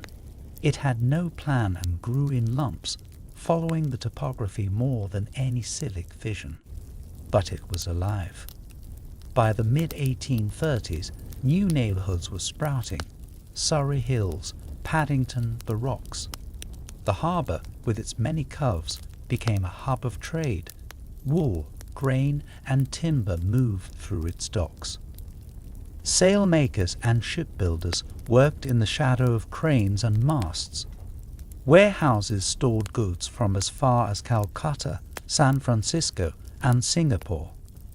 Immigration picked up. Free settlers, lured by land and opportunity, began arriving in greater numbers than convicts. This influx created new tensions. Housing grew crowded. Sanitation was poor. Diseases like typhoid and cholera spread easily. The poor, many of them emancipists or working-class immigrants, lived in slums along the Tank Stream and in the cramped terraces of Darlinghurst. Crime remained a reality. The city had police, but few trusted them. Punishment was still brutal. Public floggings continued, and executions were conducted on the outskirts of town, drawing large crowds. Justice remained performative and unequal. For Aboriginal people, the 1830s were catastrophic. Their lands were disappearing beneath plows and property lines. Their rivers were dammed, their sacred sites quarried, their mobility restricted by fences and guns. In Sydney, some Aboriginal families lived on the fringes, camped near creeks, working as labourers or domestics. Others disappeared into rural areas. Violence flared regularly. In 1838, the Meoul Creek Massacre, in which at least 28 Aboriginal people were killed by settlers in northern New South Wales, forced the colonial government to bring perpetrators to trial. The trial was a rare instance of white men being convicted for killing Aboriginal people, but it was also the exception that proved the rule. Despite violence and erasure, Indigenous presence endured. People maintained language, ceremony, kinship. They navigated the colonial world with resilience, acting as guides, interpreters, and cultural custodians. Their stories persisted in silence, in shadow, and in the very names settlers unknowingly used. In 1838, transportation to New South Wales officially ended, not by rebellion, but by attrition. Public pressure in Britain and political lobbying in the colony led to its suspension. From that year on, no more convicts would be sent to Sydney. Other colonies, such as Van Diemen's Land and Western Australia, would still receive them for a time. But for Sydney, it marked the end of an era. It was no longer the Empire's dumping ground. It was becoming a city of ambition. The 1840s, however, brought new challenges. A global economic depression hit hard. Wool prices collapsed. Farmers went bankrupt. Banks closed. Unemployment soared. The fragile social fabric strained under the pressure. Riots broke out. Crowds marched through the city demanding food and work. Newspapers ran daily reports on hunger and debt. Those who had seen the colony as a place of endless opportunity now saw it as precarious, and yet the colony adapted. When the British government proposed resuming transportation, mass protests erupted across Sydney. Public meetings were held, pamphlets printed, flags waved. The movement united emancipists, currency-born citizens, and even Summerlite settlers. Their message was simple. The colony had outgrown its past. They would not return to chains. In 1849, a convict ship, the Hashimi, arrived in Sydney Harbour. It was met not with acceptance, but with protesters. Thousands gathered at Circular Quay, waving banners and shouting slogans. Politicians, shopkeepers, even clergy joined in. The captain was forced to offload his human cargo elsewhere. It was one of the first great popular uprisings in Australian history, and a turning point in its civic consciousness. Meanwhile, cultural life began to flower. The colony's first public library opened. the Australian Museum was founded. Literary journals circulated among the literate class. Artists like Conrad Martins painted the harbour in sweeping watercolours. Music filled the halls of new theatres. Newspapers debated politics, philosophy, and science. The colony was still young, but it was finding a voice. Women, long marginalised, also began to emerge in public life. They ran boarding houses, managed farms, taught school, wrote for newspapers. Caroline Chisholm, an English humanitarian, advocated for the rights of female immigrants, helping thousands find work and shelter. While the law still denied women property rights and political participation, their presence in the city's moral and economic life could not be ignored. Religious institutions flourished. Churches competed for souls. Catholics, long discriminated against, began to gain influence. Irish immigrants built schools and hospitals. Protestant denominations debated doctrine, education, and the shape of society. Religion remained a source of identity and division, but also charity, community, and political organization. The city grew outward. Steam ferries connected harbourside neighbourhoods. Coaches ran to Parramatta. The first rail lines were surveyed. Bridges spanned creeks. The bush was pushed back, turned into farmland and orchards. New towns, Campbelltown, Windsor, Liverpool, became satellites of Sydney, feeding it with food and labour. By 1850, Sydney had changed beyond recognition. Its convict foundation still lingered, in buildings, stories, and institutions, but the city had become something else. It was no longer just a British outpost. It was a place with its own internal logic, its own contradictions, its own emerging identity. A place where freedom was claimed, not granted. A place built by prisoners, but owned, increasingly, by its people. Not yet a nation, but no longer just a colony. A place where history no longer arrived by ship. It was growing from the ground.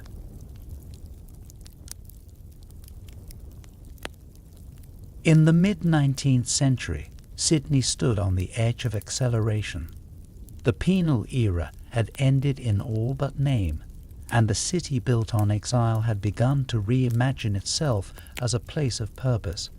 Where once streets echoed with the iron rattle of chains and the boots of Marines, there now moved carriages, shopkeepers, schoolchildren, and sailors. The mud and dust that had defined its early years was slowly being replaced by stone steel and a new kind of ambition, one that reached outward, across the continent and the sea. The 1850s arrived not with a whisper, but a rush of energy and gold.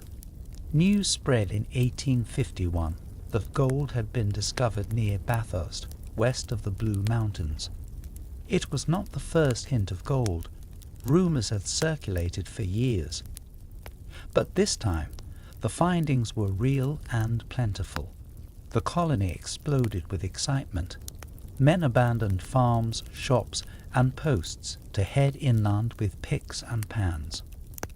Ships arrived packed with hopefuls from Britain, China, the Americas, and across Europe.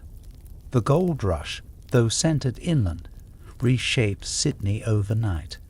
It became a port of entry, a place of departure, a market for supplies, and a funnel for gold, gossip, and global influence.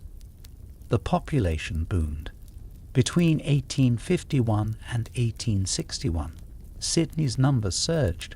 The influx brought new faces, languages, religions, and tensions. Irish navvies rubbed shoulders with Chinese miners. German artisans opened workshops. American entrepreneurs imported machinery. The city's streets, once provincial, now teemed with people from across the globe. Sydney was no longer just a British town in the South Pacific. It was becoming an international city, albeit unevenly. The infrastructure groaned under the pressure. Roads, still mostly unpaved, turned to sludge in the rain. Sanitation lagged behind. Open drains ran along alleys. Disease, especially cholera and typhoid, spread rapidly. Yet amid the grime, something extraordinary was happening. The bones of a modern city were taking shape. In 1855, Sydney's first railway line opened, a 22-kilometre stretch between the city and Parramatta. The railway was both symbolic and practical. It connected Sydney to its rural hinterland, accelerating trade and migration. The journey, once half a day by cart, now took less than an hour. The construction itself had been arduous, cut through rock, over creeks, across the muddy Cumberland Plain, but its impact was immediate. Markets expanded. Goods flowed faster. Workers commuted. For the first time, Sydney began to pull its surroundings into its orbit with mechanical certainty. The rail line also brought new kinds of spaces into focus. Suburbs, areas once considered remote bush, Redfern, Newtown, Ashfield, became accessible. Developers bought land, carved out plots, and built terraces and cottages. The idea of living outside the city, but working within it, became possible for the middle classes. The city no longer ended at the edge of the harbour, it sprawled, and with expansion came regulation. The colonial government established new agencies to manage land sales, street planning, and public works. A sewerage board was formed, albeit slowly. A metropolitan water board began laying pipes. Gas lights appeared along major roads. The first telegraph line connected Sydney to Liverpool in 1858, bringing instantaneous communication to a place that had once felt a world away from everywhere. Architecture followed. Sandstone gave way to brick and iron. Churches spired upward. Schools expanded. Warehouses lined the harbour. The University of Sydney, founded in 1850, opened its quadrangle in 1859, a gesture of seriousness modelled on the grand colleges of Oxford and Cambridge. Education, once a luxury, began to feel like a right. For many, especially the rising middle class, schooling offered the promise of mobility, intellectual, social, economic. Yet access remained unequal. Girls were still excluded from higher education. Working-class children often left school by age 12 to help earn wages. Aboriginal children, where they attended at all, were usually placed in segregated or missionary schools, designed less to teach and more to erase. The colony's future was being built, but not everyone was invited to participate equally. The harbour, Sydney's great stage, grew busier each year. Sailing ships gave way to steamers. Ferries moved people between Circular Quay, Balmain, and Manly. Wharves extended like fingers into the water. Wool was now the colony's largest export, and Sydney became the point from which fleece flowed to the looms of Manchester. Grain, timber, and tallow followed. Banks expanded. Insurance firms multiplied. The Colonial Sugar Refining Company, founded in 1855, began shaping not just the economy but entire neighbourhoods. Culturally, the city matured. The Art Gallery of New South Wales was established in 1871. Literary societies flourished. Theatres put on Shakespeare and melodrama. Newspapers, once occasional and partisan, became daily fixtures. The Sydney Morning Herald, already decades old, cemented its place as the city's paper of record. A civic pride emerged, and with it anxiety. The question that had haunted the city since its earliest days returned with new force. What kind of place was this? Was Sydney still a British city, simply transplanted to the antipodes? Or was it something new, a hybrid of empire and environment, of settlers and stolen land? That anxiety played out in politics. Calls for responsible government, meaning local control over domestic affairs, intensified. In 1856, New South Wales achieved a partial form of self-government, with a legislative assembly elected by adult male property owners. It was a step forward, but a narrow one. Women could not vote, nor could Indigenous people, nor the many non-British immigrants who now lived and worked in the city. Still, it marked a shift. Sydney was no longer just governed, it was governing.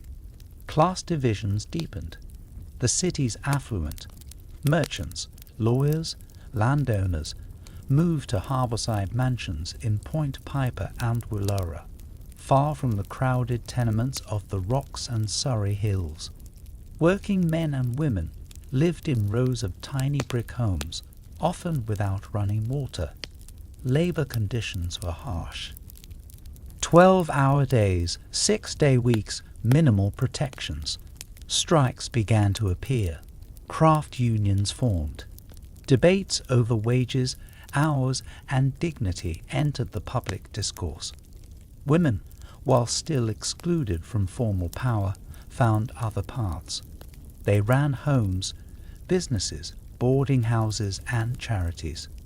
Louisa Lawson, mother of the future poet Henry Lawson, began publishing feminist essays.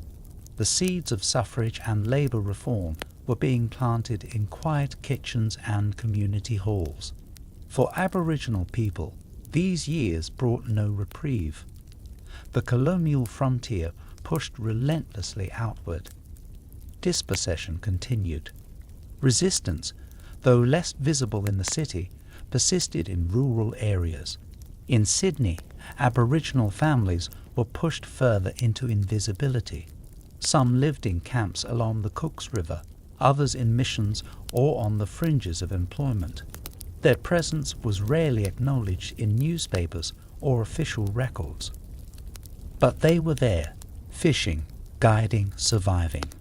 The city had risen on their land, and the land remembered. One of the city's greatest achievements of this era was the construction of new bridges. In 1855, the Permanent Bridge opened, linking the inner west to the city's heart.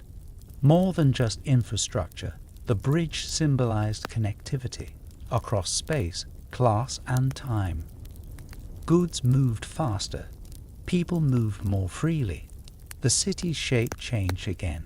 And yet, the bridge also symbolized something harder to articulate: ambition. Sydney was learning to imagine itself as permanent, as worthy of grandeur. The Great Synagogue opened in 1878. The General Post Office expanded. The Royal Prince Alfred Hospital was established.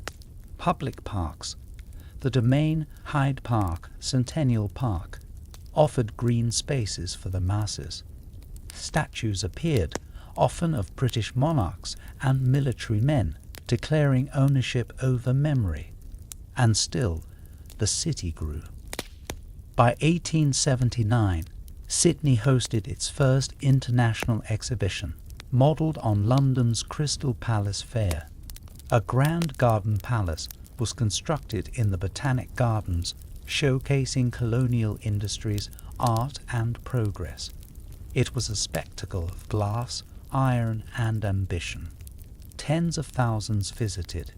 It was Sydney's way of declaring to the world, "We are here. We have arrived." But beneath the glass and flowers, the contradictions remained. It was a city built on stolen land, still unsure how to reckon with its past. It was a city of progress that left many behind. A city where opportunity and inequality danced tightly together. And yet it endured. In the slow rumble of trains, in the clang of bridge beams, in the voices rising from terraces and wharves.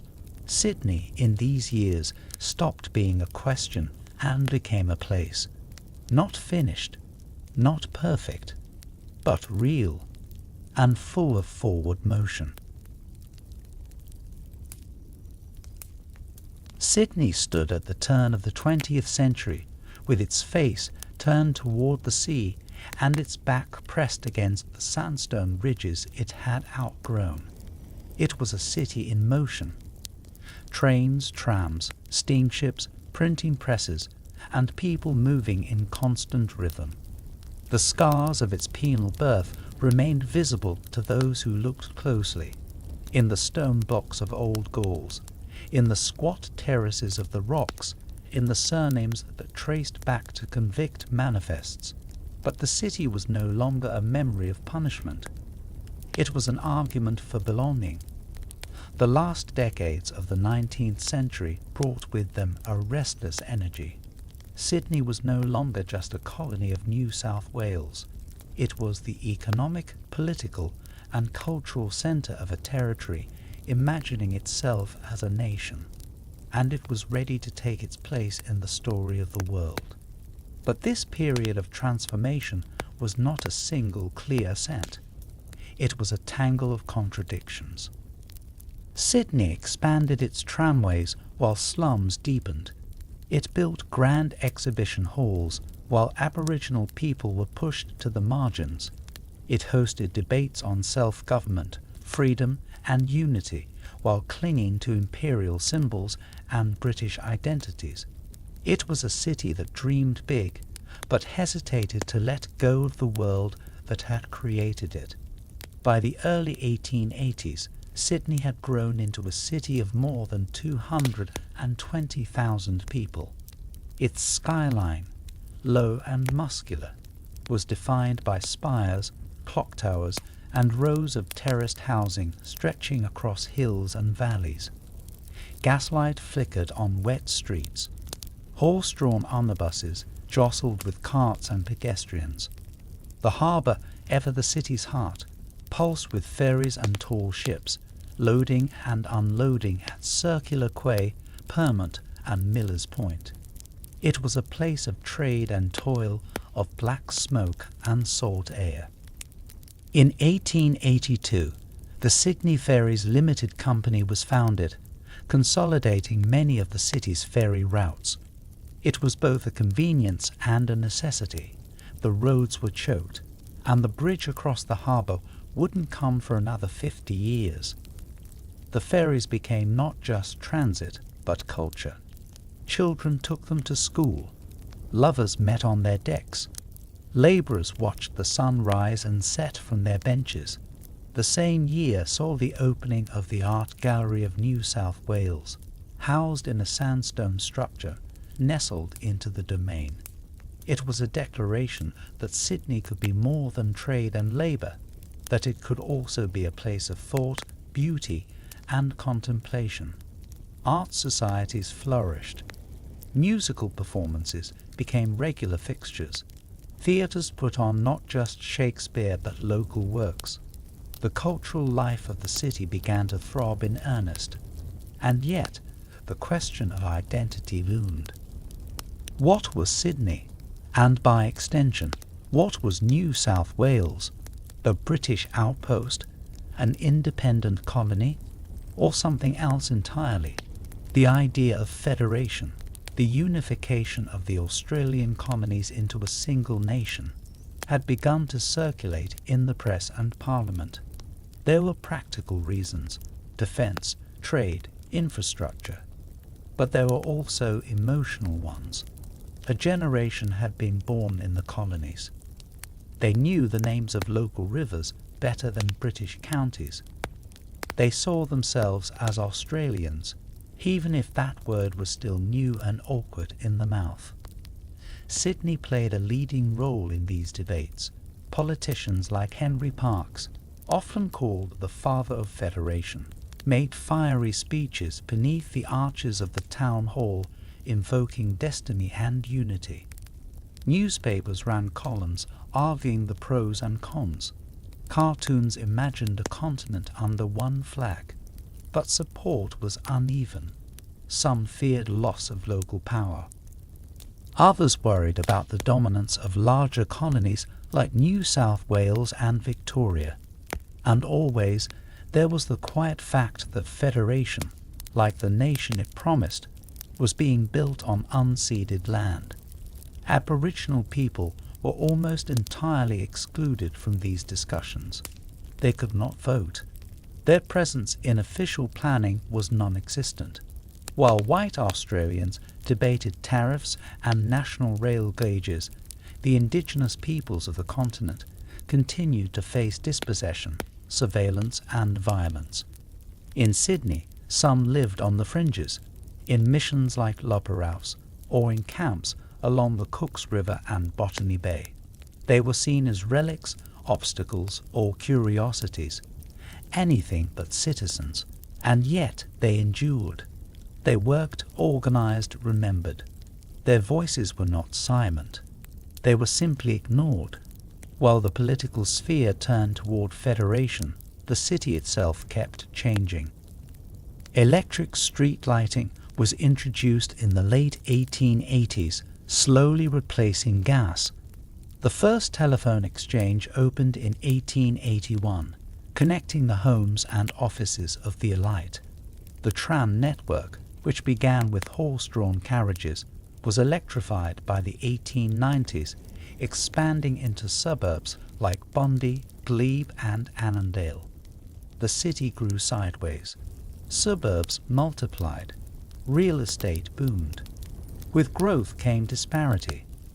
The rich moved to high ground, Potts Point, Woollahra, Mosman, where they built homes with verandas, gardens and views.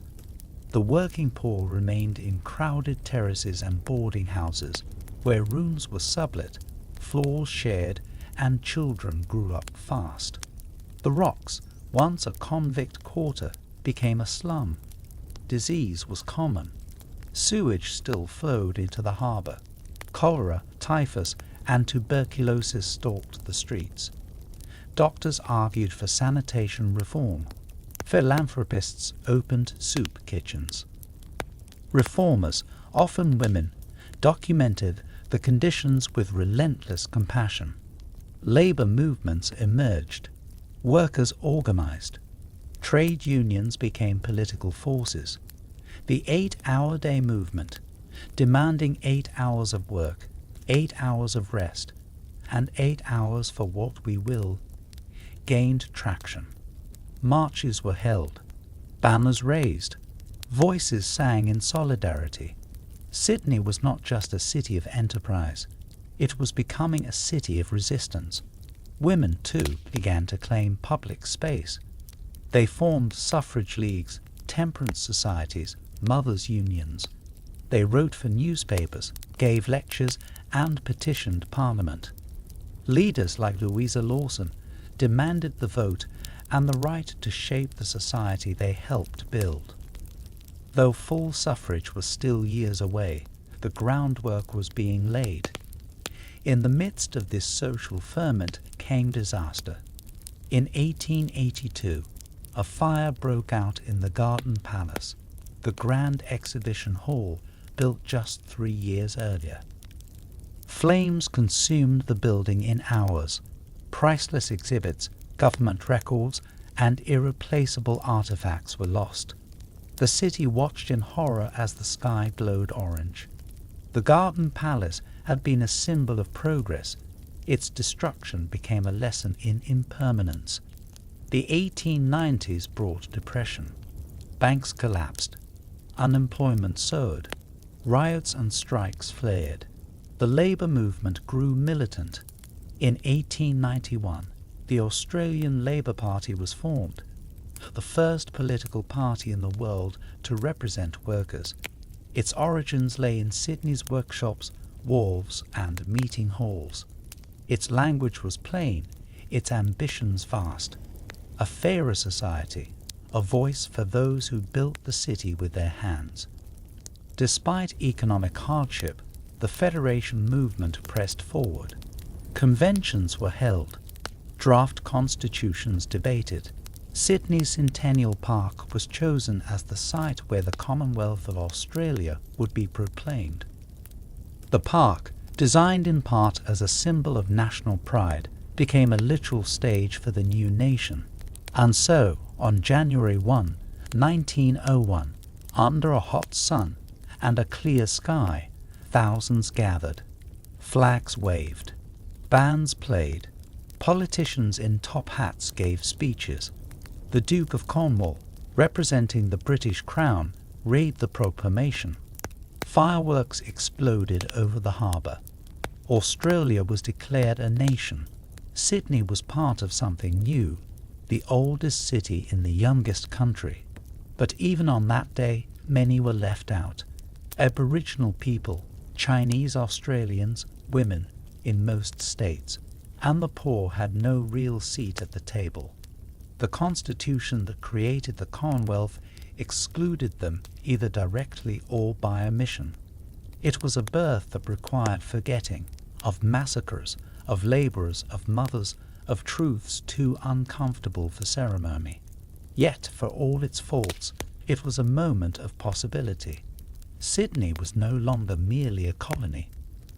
It was the beating heart of a country beginning to imagine itself, a country not yet formed, but forming, a city rising in all its beauty and complexity from its past. The 20th century arrived in Sydney not with a single dramatic gesture, but with a slow inhalation of change.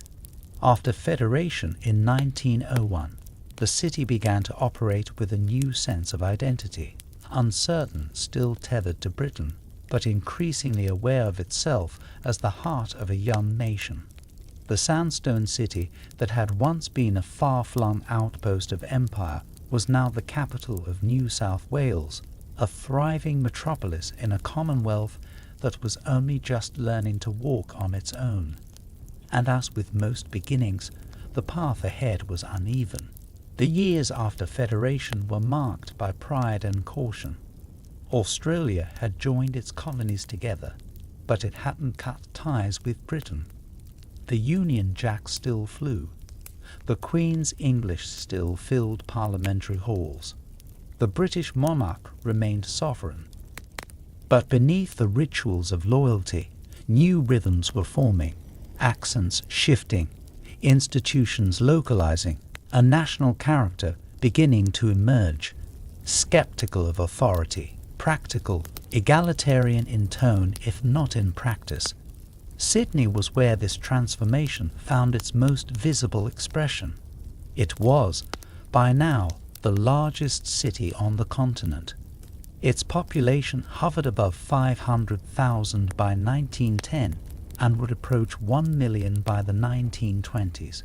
It sprawled along the ridges and bays, its terraces pushing outward, its harbour stretching in every direction. Its trams crisscrossed a network of suburbs, from Bondi to Ashfield, from Manly to Botany. Its ferries moved thousands each day, and in the central business district, new buildings rose above the old, their architecture a mix of colonial classicism and modern steel ambition. Yet beneath this energy was anxiety, about identity, about race, about the future. One of the first acts of the new Australian Parliament, passed in 1901, was the Immigration Restriction Act, the cornerstone of what would become known as the White Australia policy. It was an attempt to limit non-European immigration and preserve a certain racial homogeneity, an idea inherited from Britain, but sharpened by colonial fears. Sydney, despite its growing diversity, was swept into this mindset. Non-white communities, Chinese, Afghan, Pacific Islander, faced new barriers and growing hostility. Some were deported, others confined to social and economic margins. The city's multicultural roots were papered over by the official narrative of British-Australian unity. But the people kept arriving. from Ireland, Scotland, Italy, Germany. They settled in tight-knit communities, bringing with them language, food, religion, and labour. Sydney's inner suburbs became a patchwork of cultures: Catholic parishes, Orthodox storefronts, Jewish bakeries. Though often treated as outsiders, these groups stitched themselves into the fabric of the city, helping build homes, run businesses, and raise children in a place that was never quite welcoming, but always possible. The early 1900s also saw major reforms. Women's suffrage, fought for across the country, was achieved at the federal level in 1902, making Australian women among the first in the world to win both the right to vote and to stand for Parliament. In Sydney, women had long been active in public life through charity, education, and labour organising, but now they entered politics directly. They formed clubs, held public meetings, and ran campaigns. Some faced mockery and violence. Others found allies in trade unions and progressive newspapers. Still, the franchise was limited. Indigenous women, like Indigenous men, remained excluded by legal and administrative technicalities, a silence that stretched on for decades. Daily life in Sydney during these years was defined by contrasts. There were motor cars, but also horses. There were gas lamps and electric lights. There were mansions in Woolora and Vaucluse, and slums in the Rocks, Surrey Hills and Redfern. Working-class families often lived 10 to a room. Illness was common. Children worked as apprentices or delivery boys from the age of 12. Meat was sold unrefrigerated. Water was not yet reliably safe.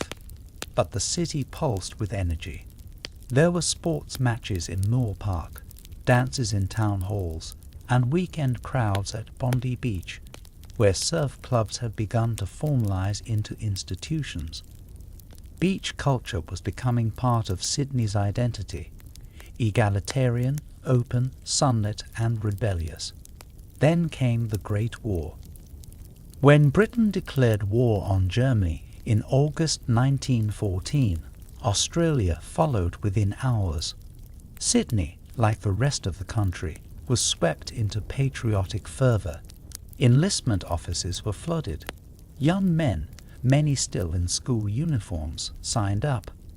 Propaganda posters were plastered across the city. Your country needs you. Enlist today. For King and Empire.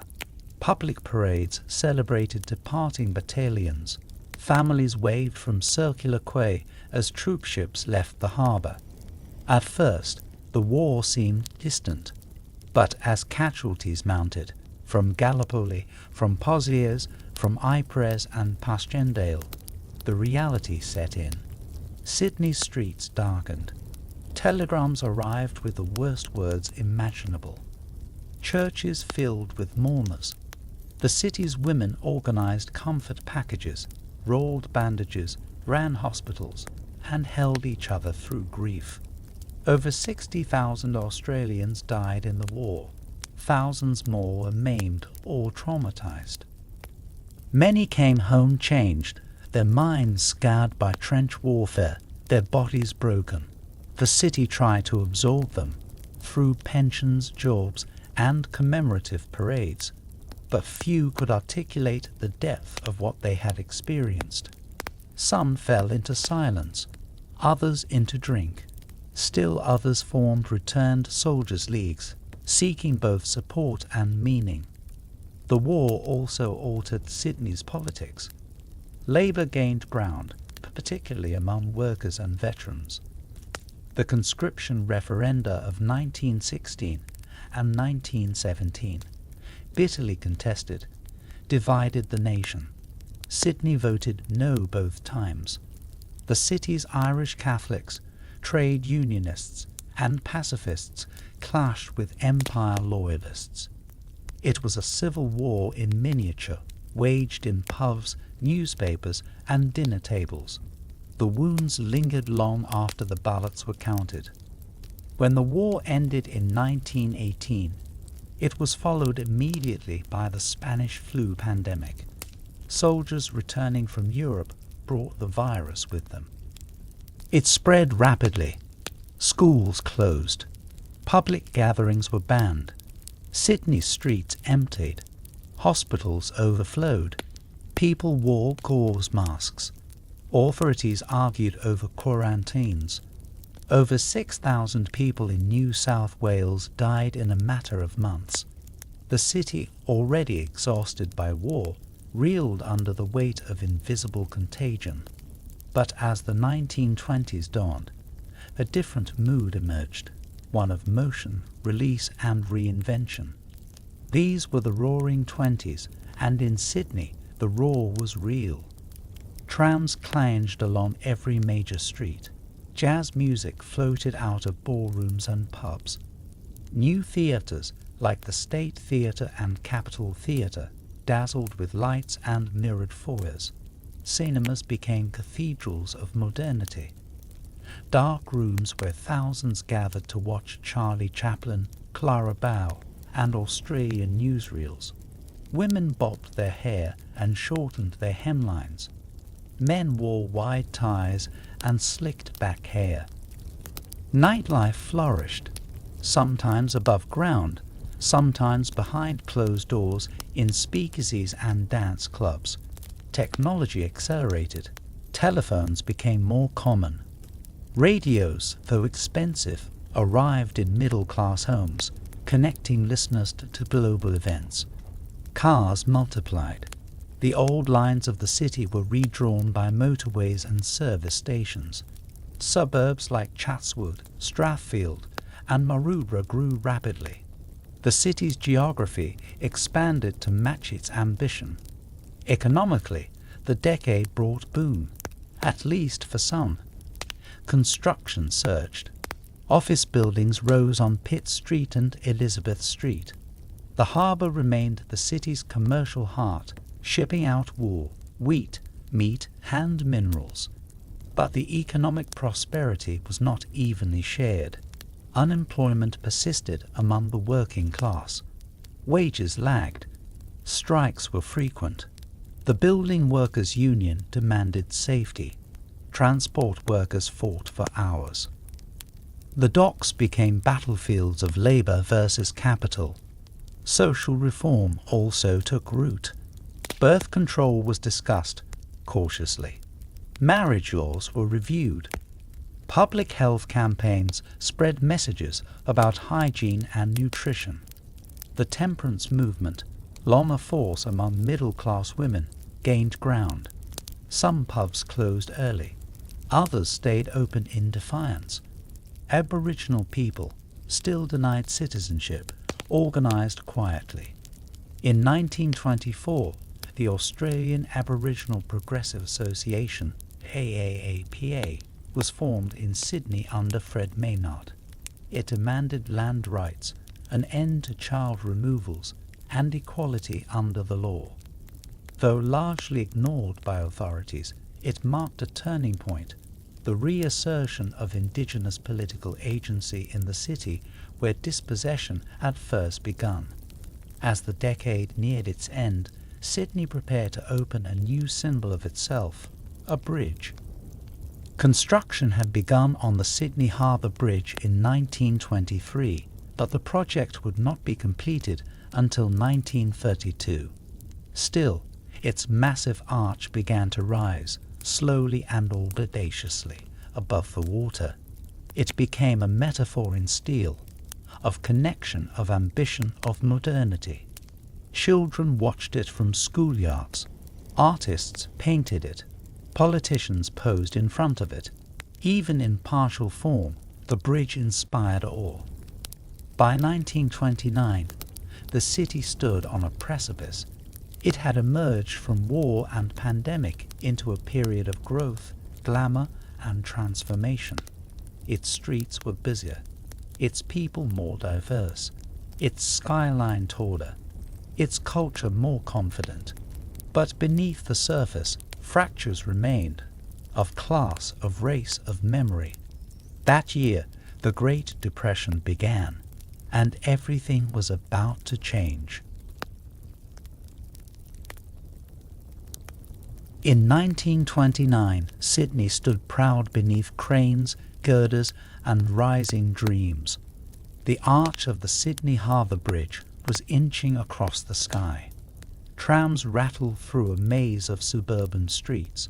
Theatres were full, radios buzzed in living rooms, and store windows on George Street glinted with new goods from across the world. The city believed in its own momentum, that the world was becoming faster, cleaner, richer. The memories of war were receding. The flu epidemic was a ghost. It was the age of motorcars, department stores, and cinemas. It was the age of steel and light. And then the world collapsed. The crash began far away, in New York on Wall Street, where the stock market plummeted in late October 1929. But the tremors raced outward at the speed of finance. International trade faltered. Banks froze credit. Prices dropped. Debts were called in. And slowly, then all at once, the foundations of prosperity gave way. In Sydney, the effects were not immediate. At first, they appeared as murmurs in the business sections of newspapers. A ship delayed, a loan revoked, a factory considering layoffs. But by early 1930, it was unmistakable. Orders dried up. Export markets collapsed. The wool industry, long a pillar of the economy, found no buyers. Grain sat in silos. Coastal shipping routes shrank. Banks grew cautious. Credit was strangled. And people, thousands, then tens of thousands, began to lose their jobs. By 1932, over 30% of Australian workers were unemployed, and the rate was even higher in urban centres like Sydney. Construction halted. Industrial output fell. Storefronts shuttered. Entire families were evicted for missing a week's rent. Fathers lined up outside factories, hoping for day work. Mothers waited at soup kitchens. Children hawked newspapers on corners. At night, the streets filled with the quiet sounds of shoes warm to the soul and voices asking for change.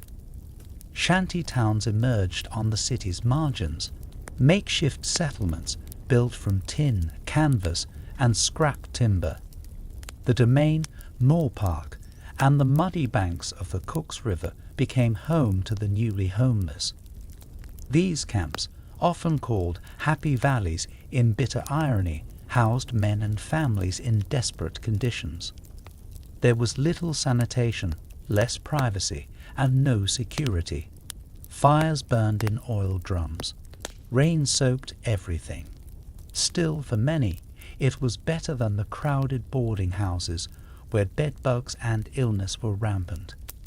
Government responses were inconsistent, fragmented by jurisdiction and ideology. The federal and state governments squabbled over solutions. In New South Wales, Premier Jack Lang emerged as the most defiant political figure of the era. A charismatic and polarizing Labour leader, Lang proposed radical economic policies to protect the working class.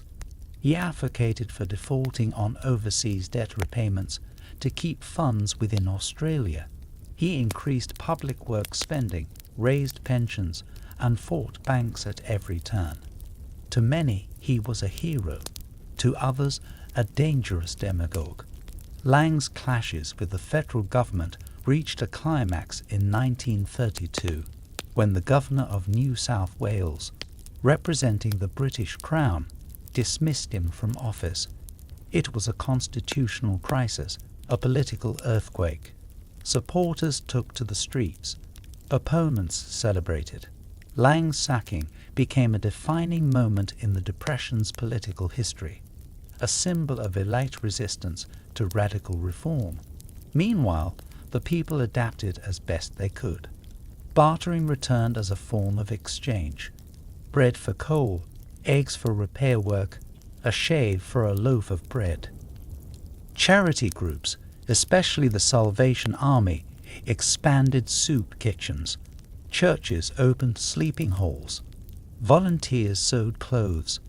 The city's middle class, once secure, found itself slipping.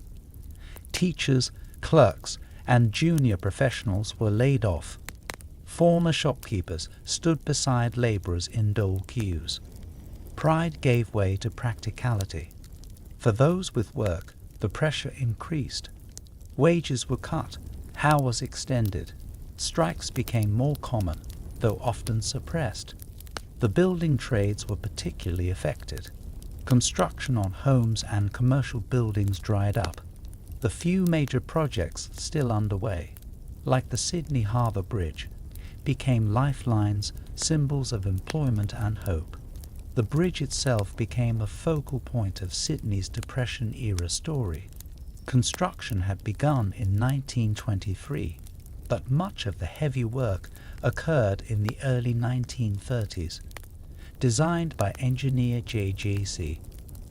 Bradfield, the bridge was built by Dorman Long, a British company that hired thousands of Australian workers. Men laboured in freezing wind high above the harbour, slamming rivets into steel, suspended by cables and courage. Several died. Many more were injured. But for the unemployed masses, the bridge was a beacon. It meant jobs. Not enough, never enough. But some. And it meant pride. When the Sydney Harbour Bridge officially opened on 19 March 1932, more than 300,000 people lined the streets. It was a moment of release, of collective recognition. The arch that had grown across the harbour was now real whole. It connected north and south, working class and elite, industry and imagination. But even this celebration was not without conflict. As dignitaries gathered for the ribbon cutting, a right-wing agitator named Francis de Groot rode in on horseback and slashed the ribbon with a sword, declaring the bridge open in the name of the decent citizens. He was quickly arrested, but the stunt reflected the turbulence of the time, the anger, the theatrics, the divisions. Culturally, Sydney did not go quiet. Even in hardship it sang. Theatres offered discounted seats. Cinemas ran back-to-back features for pennies. Jazz and swing echoed from inner-city clubs. The ABC, Australian Broadcasting Commission, established in 1932, began regular radio broadcasts, bringing news, music, and storytelling into every home. It became a lifeline, a companion during dark days. In the suburbs, people grew vegetables in backyards. Children played cricket in laneways. Churches organized dances. The Women's League and Country Women's Association organized clothing drives and school lunches. People survived through solidarity. In poor neighbourhoods like Redfern, Newtown and Permont, communities formed informal networks of mutual aid. Women bore the brunt of domestic struggle. They managed shrinking budgets, rationed food, and shielded children from despair. Many sought work as cleaners, seamstresses, or shop assistants, often underpaid and underprotected. Some turned to boarding strangers, selling meals or beds. Others found work through charity kitchens or municipal laundries. The image of the Depression-era mother, tired, proud, resourceful, became iconic. And what of the city itself? Sydney's built form evolved slowly. Grand plans were postponed. Housing shortages intensified. The working class remained in overpopulated terraces, while the middle class clung to their freestanding homes. Public transport, though affordable, was overstretched. Tram lines extended further into Marrickville, Leachheart and Bondi. But many lines were aging. The harbour ferries, once symbols of leisure, became crowded with workers and students. The first cars appeared in greater numbers, though few could afford them. The roads, narrow and cobbled, groaned under the new weight. Immigration all but ceased during the worst years. Sydney became inward-facing. It looked after its own, resenting outsiders, cautious of new ideas. Anti-Semitism, racism, and xenophobia flared in moments of panic. The White Australia policy hardened. Meanwhile, Aboriginal Australians, still denied citizenship, denied welfare, suffered in silence. Missions outside the city received minimal funding. Children were still removed. Wages, if paid, were often controlled by white administrators, and yet resistance grew. Stories passed quietly. Songs were sung. Community ties were maintained beneath official notice. By the late 1930s, the worst of the Depression was easing. Employment rose. Infrastructure projects resumed.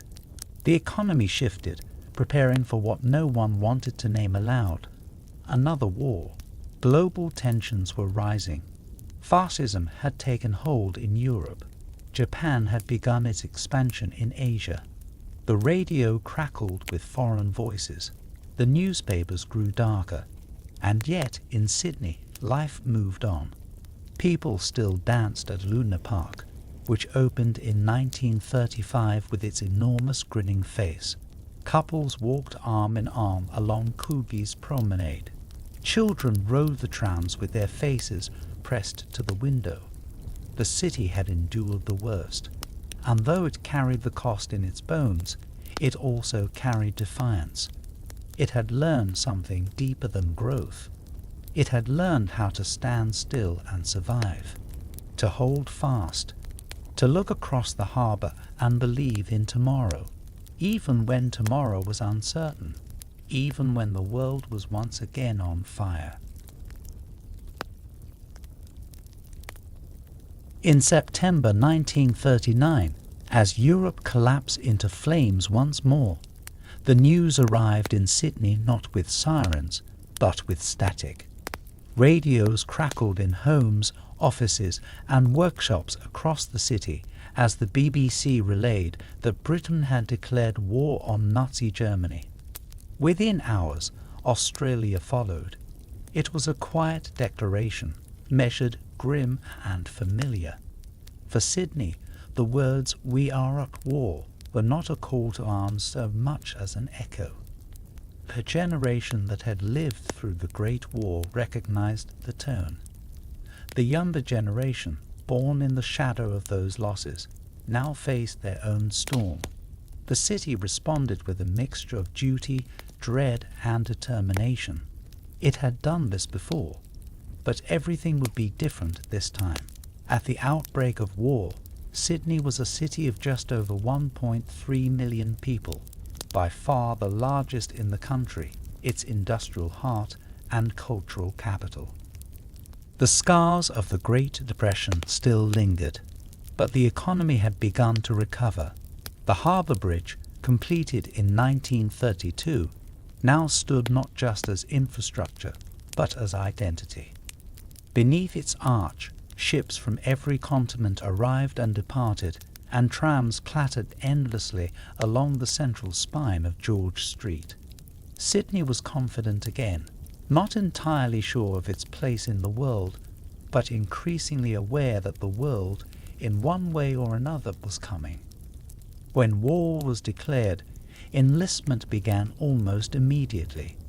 Crowds gathered outside recruitment offices in Liverpool Street, Parramatta, and Chatswood.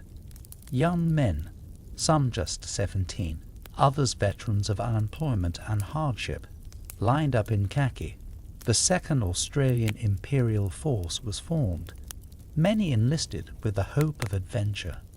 Others sought escape from poverty.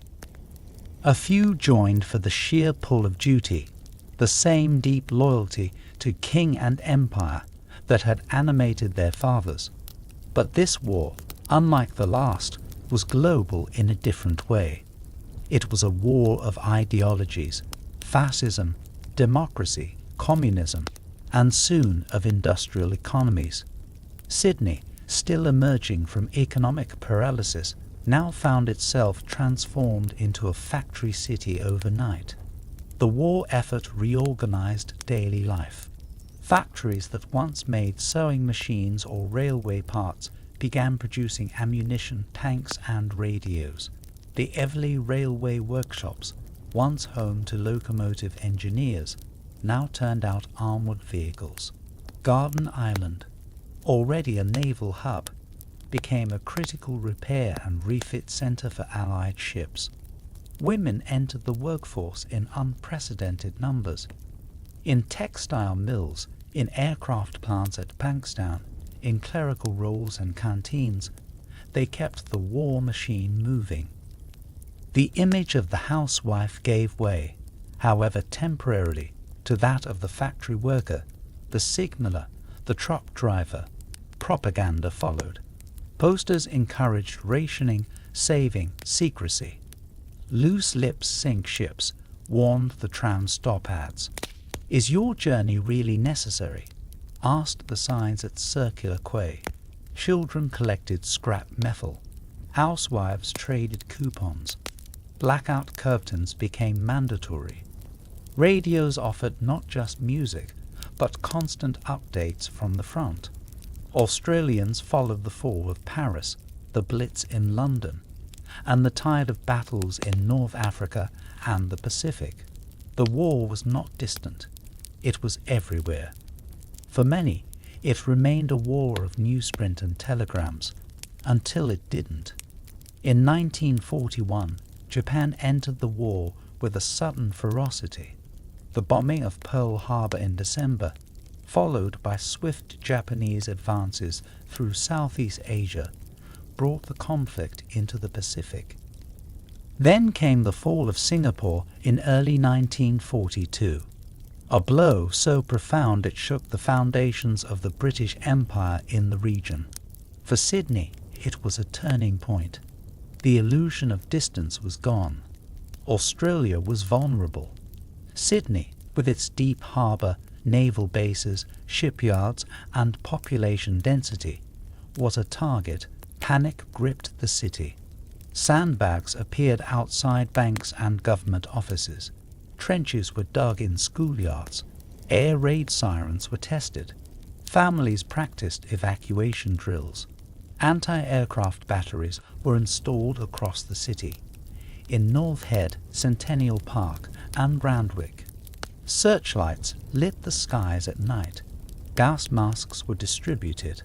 American and Australian soldiers began patrolling the streets. The city, for the first time in living memory, braced for direct attack. Then, on the night of May 31, 1942, war arrived. 3 Japanese midget submarines slipped into Sydney Harbour under the cover of darkness. Their mission was to attack Allied naval vessels moored near Garden Island. They passed through the harbour heads undetected. One became entangled in the boom net and self-destructed. The other 2 advanced. One launched torpedoes at the cruiser USS Chicago, but missed. Instead, the torpedoes struck the HMAS Cuttable, a converted ferry used as a barracks ship. The explosion killed 21 naval personnel, the first wartime deaths on Australian soil since colonial conflicts. For hours, Sydney was frozen in uncertainty. Sirens blared. Anti-submarine nets were raised. Patrol boats scrambled. The enemy had come and gone, but the fear remained. The newspapers the next day were full of headlines. Harbour attacked, Sawadinanye under threat. Japanese STRT at our door. The event confirmed what many had feared. The home front was not safe. In response, civilian defences intensified. Blackout laws were strictly enforced. Windows were painted. Fire wardens were appointed for every block. Schools drilled evacuation. Citizens learned first aid, how to spot incendiary bombs, how to navigate a city under siege.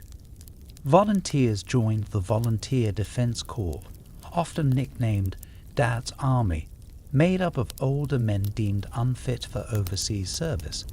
Meanwhile, the presence of American troops in Sydney increased dramatically. Following agreements between the US and Australian governments, thousands of American servicemen arrived, bringing with them resources, optimism, and culture. They flooded hotels, bars, and dance halls. Their accents, uniforms, chewing gum, and jazz music fascinated and sometimes infuriated locals. Tensions flared, especially over women. Fights broke out between Australian and American soldiers in pubs, sometimes escalating into large brawls. The most notorious occurred in 1942 in Brisbane, but similar incidents were reported in Sydney. Locals resented the perceived arrogance of Americans and the preferential treatment they received. Still, the alliance held, strengthened by necessity. Behind the front lines of activity, the war reshaped daily life. Food was rationed. Meat, butter, sugar, tea, and petrol all came under restriction. Coupons became currency. Tailors adjusted old clothes. Shoes were repaired, not replaced. Women reused flour sacks to make dresses. Creativity flourished in thrift.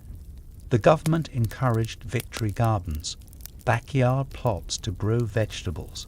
Chickens returned to suburban yards. The city also became a center of secrecy. Code breakers worked quietly in offices at Victoria Barracks. Intelligence units intercepted enemy communications. Top-secret military planning took place in anonymous buildings behind false storefronts and sealed doors.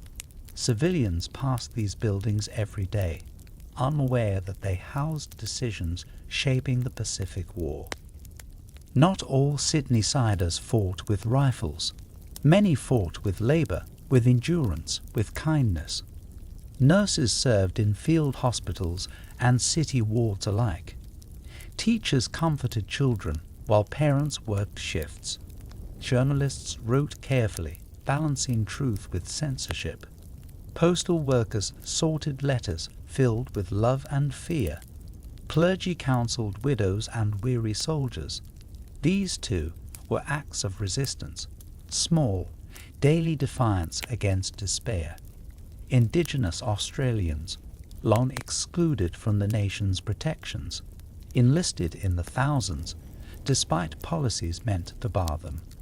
Many served with distinction, though most returned to the same prejudice and exclusion.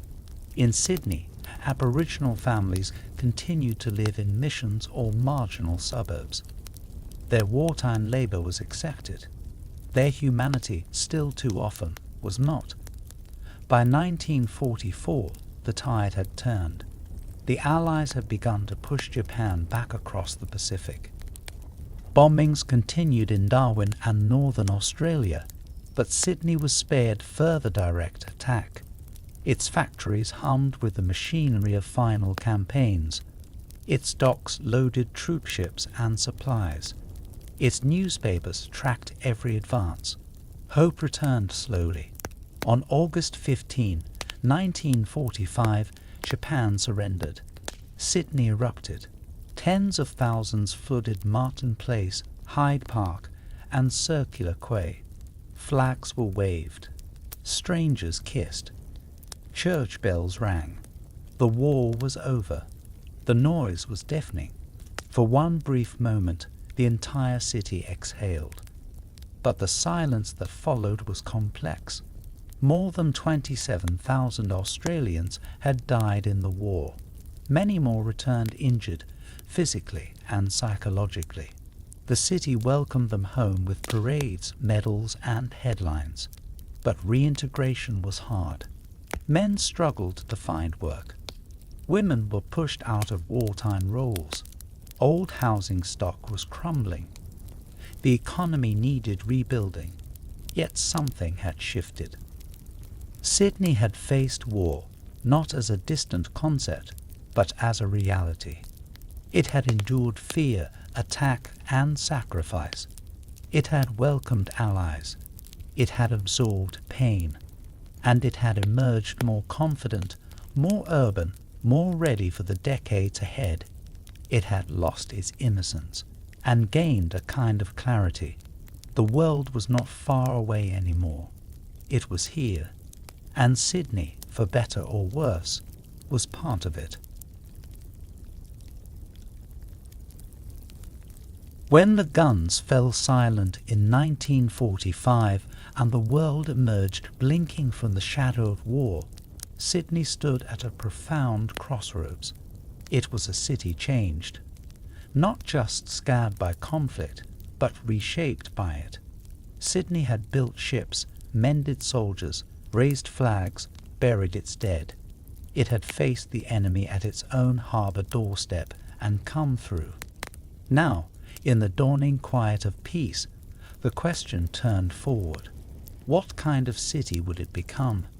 The immediate years after World War II were not marked by instant transformation, but by tension between the past and the future. The city had grown accustomed to scarcity of materials, labour, certainty. And though peace had arrived, prosperity was not yet guaranteed. Rationing continued into the late 1940s. Housing was in crisis.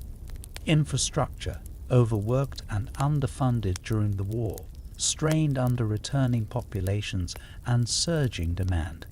Yet, amid the rubble and recovery, the dream took hold. The dream of a new Sydney, modern, open, international. A city reborn not just as a place of residence, but of possibility.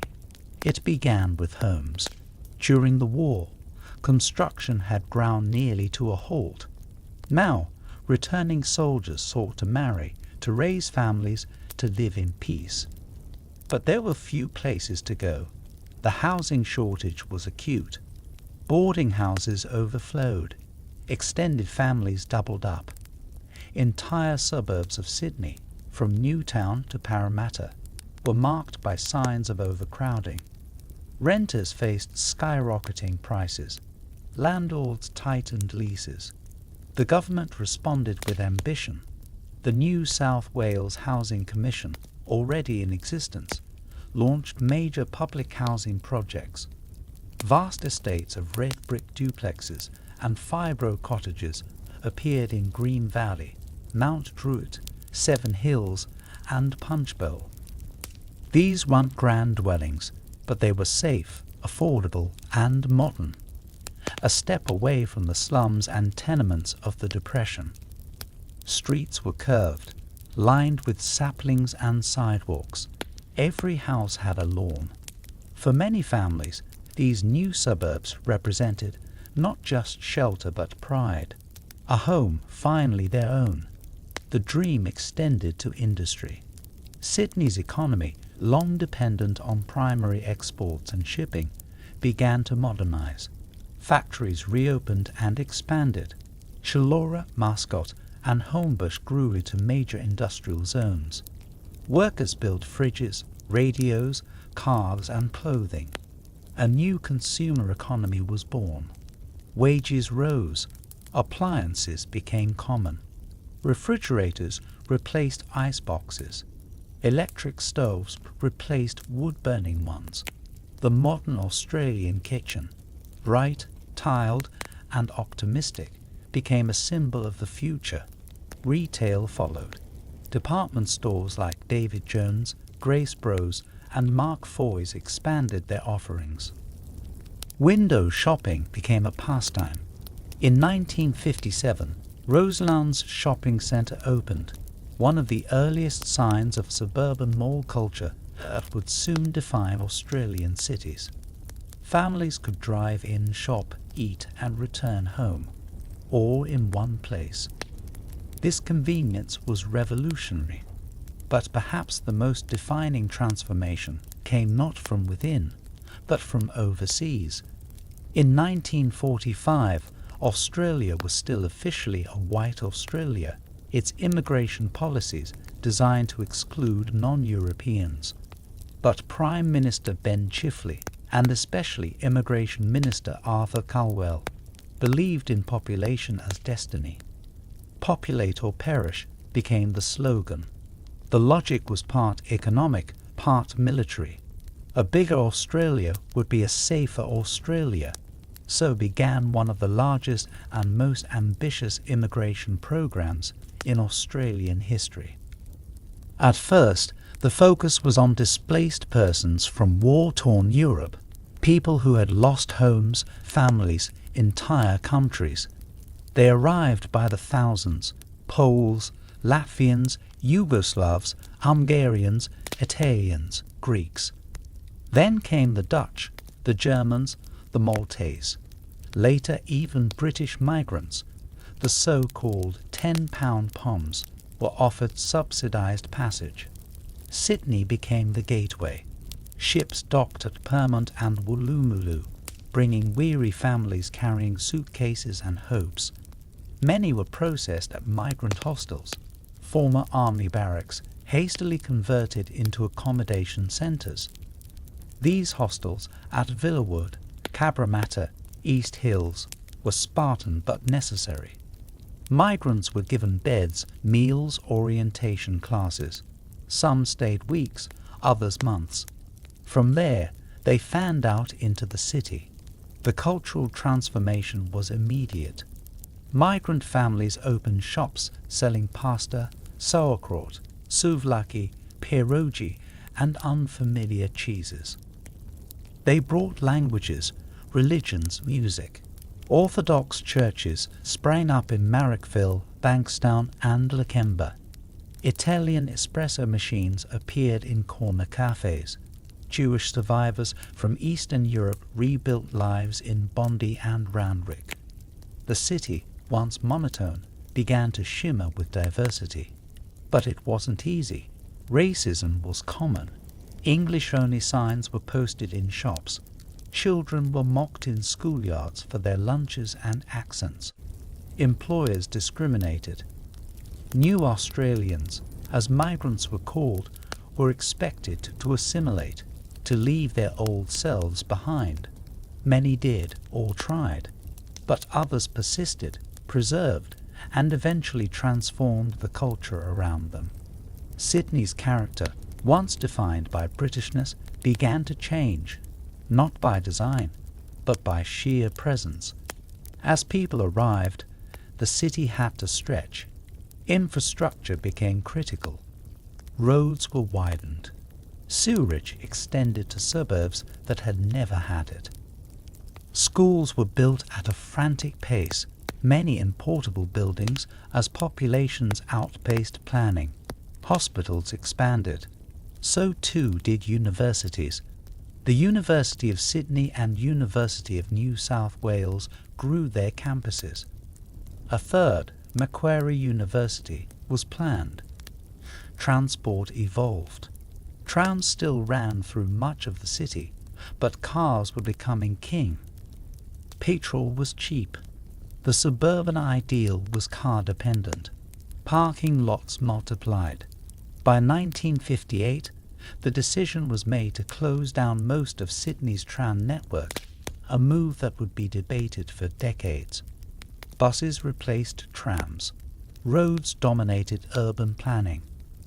The Bradfield Expressway, an elevated road leading to the Harbour Bridge, sliced through city blocks. Space was sacrificed for speed.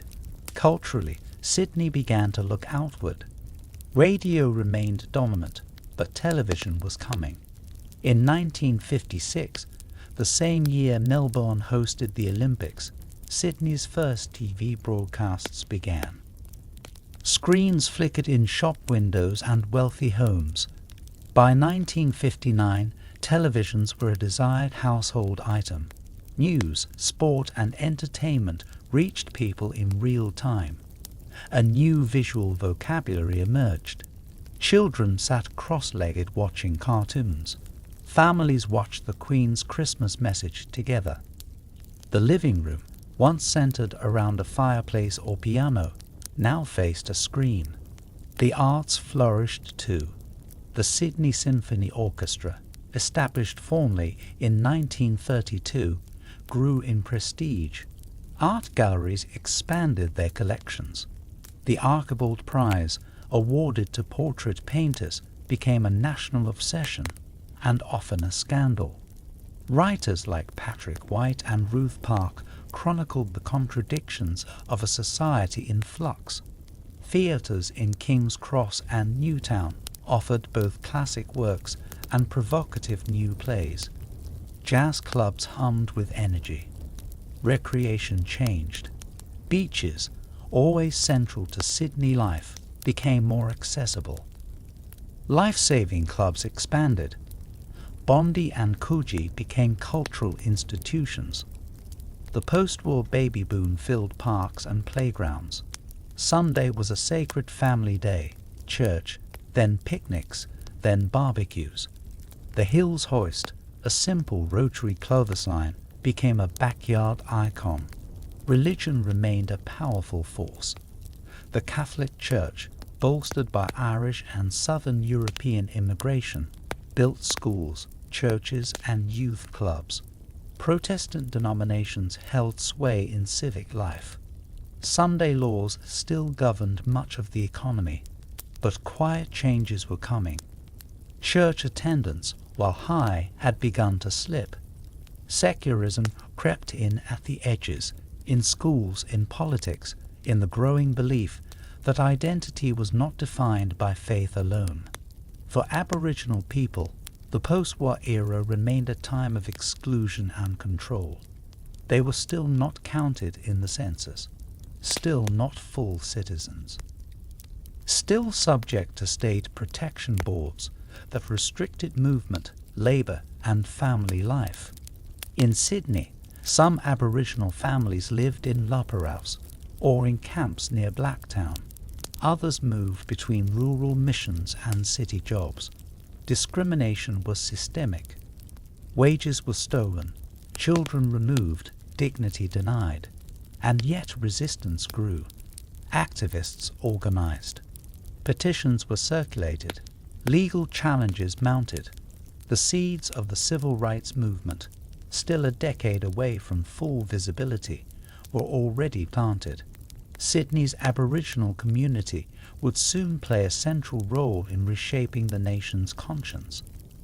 By 1959, Sydney was no longer the city it had been in 1945. Its skyline had begun to rise. Its voice had deepened. Its people came from dozens of countries. Its suburbs sprawled into the bush. Its youth danced to rock and roll. Its mothers drove to supermarkets. Its fathers commuted to factories and offices. And somewhere near the harbour, on a small peninsula that had once been overlooked, the first sketches were being drawn for something audacious, something that would change the skyline, something impossible: the Sydney Opera House.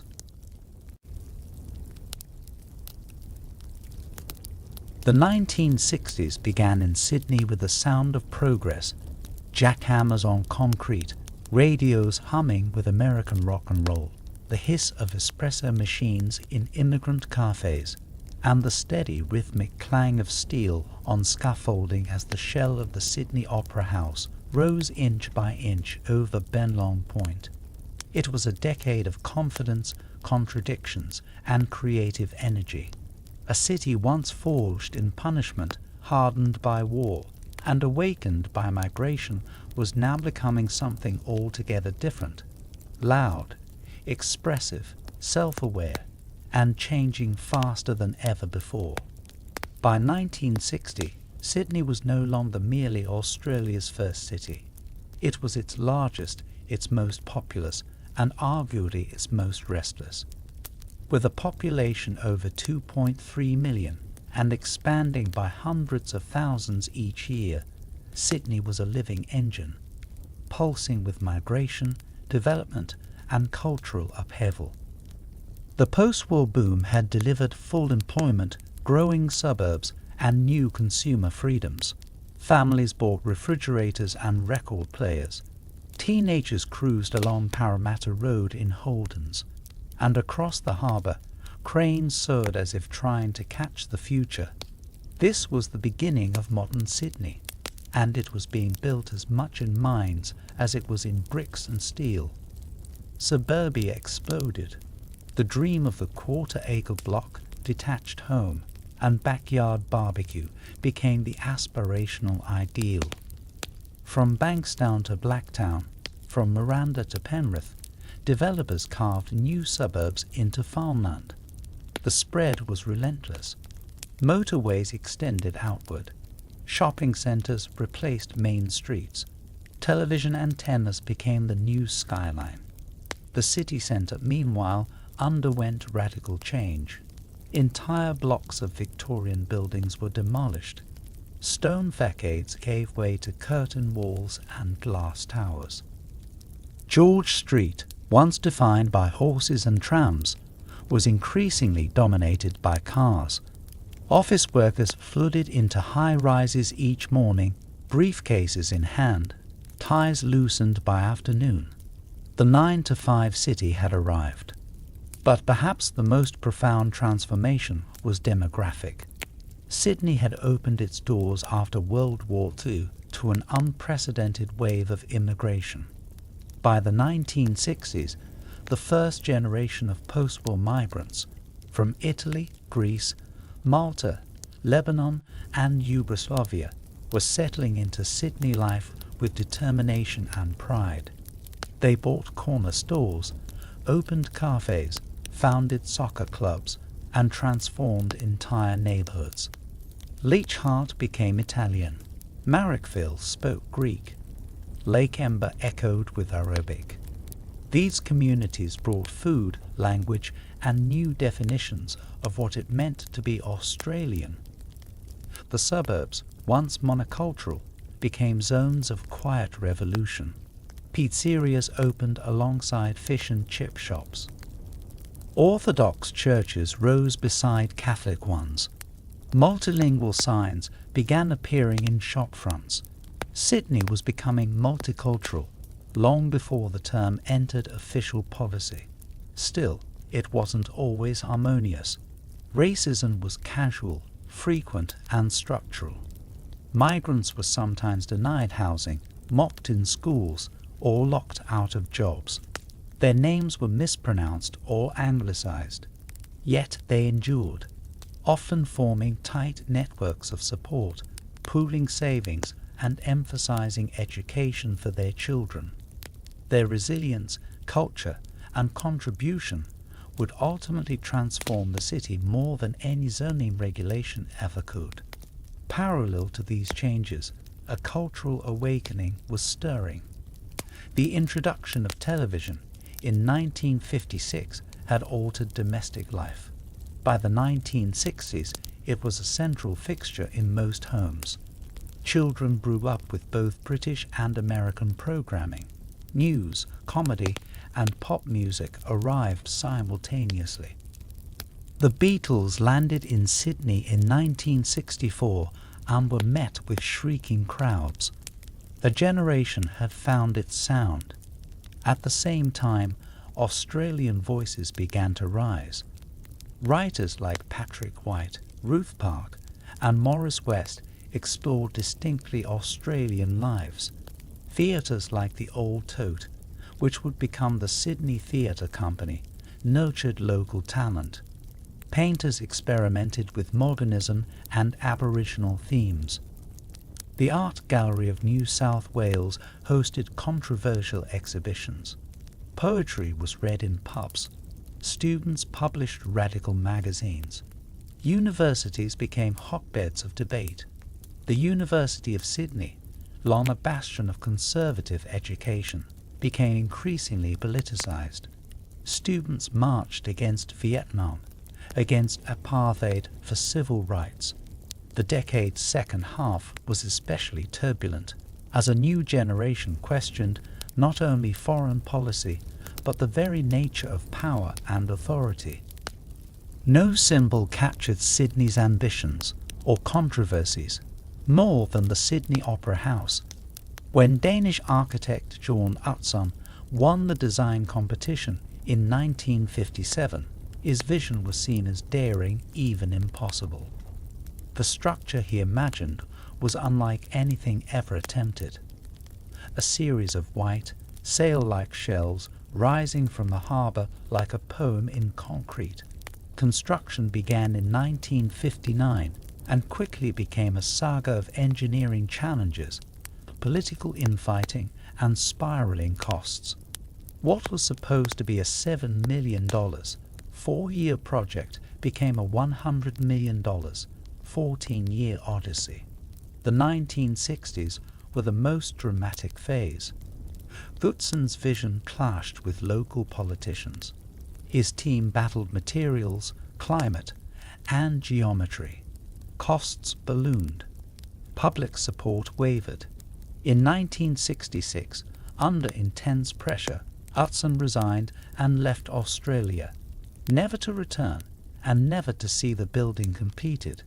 Yet the shells were nearly done. The form remained. And though the final interior was completed by others, the building stood as a monument to audacity, a city reaching upward toward beauty, even if it cost dearly.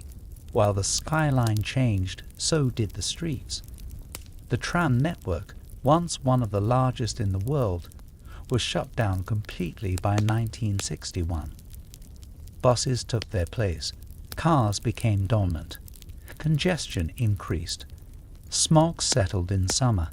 The air in the CBD was thick with exhaust.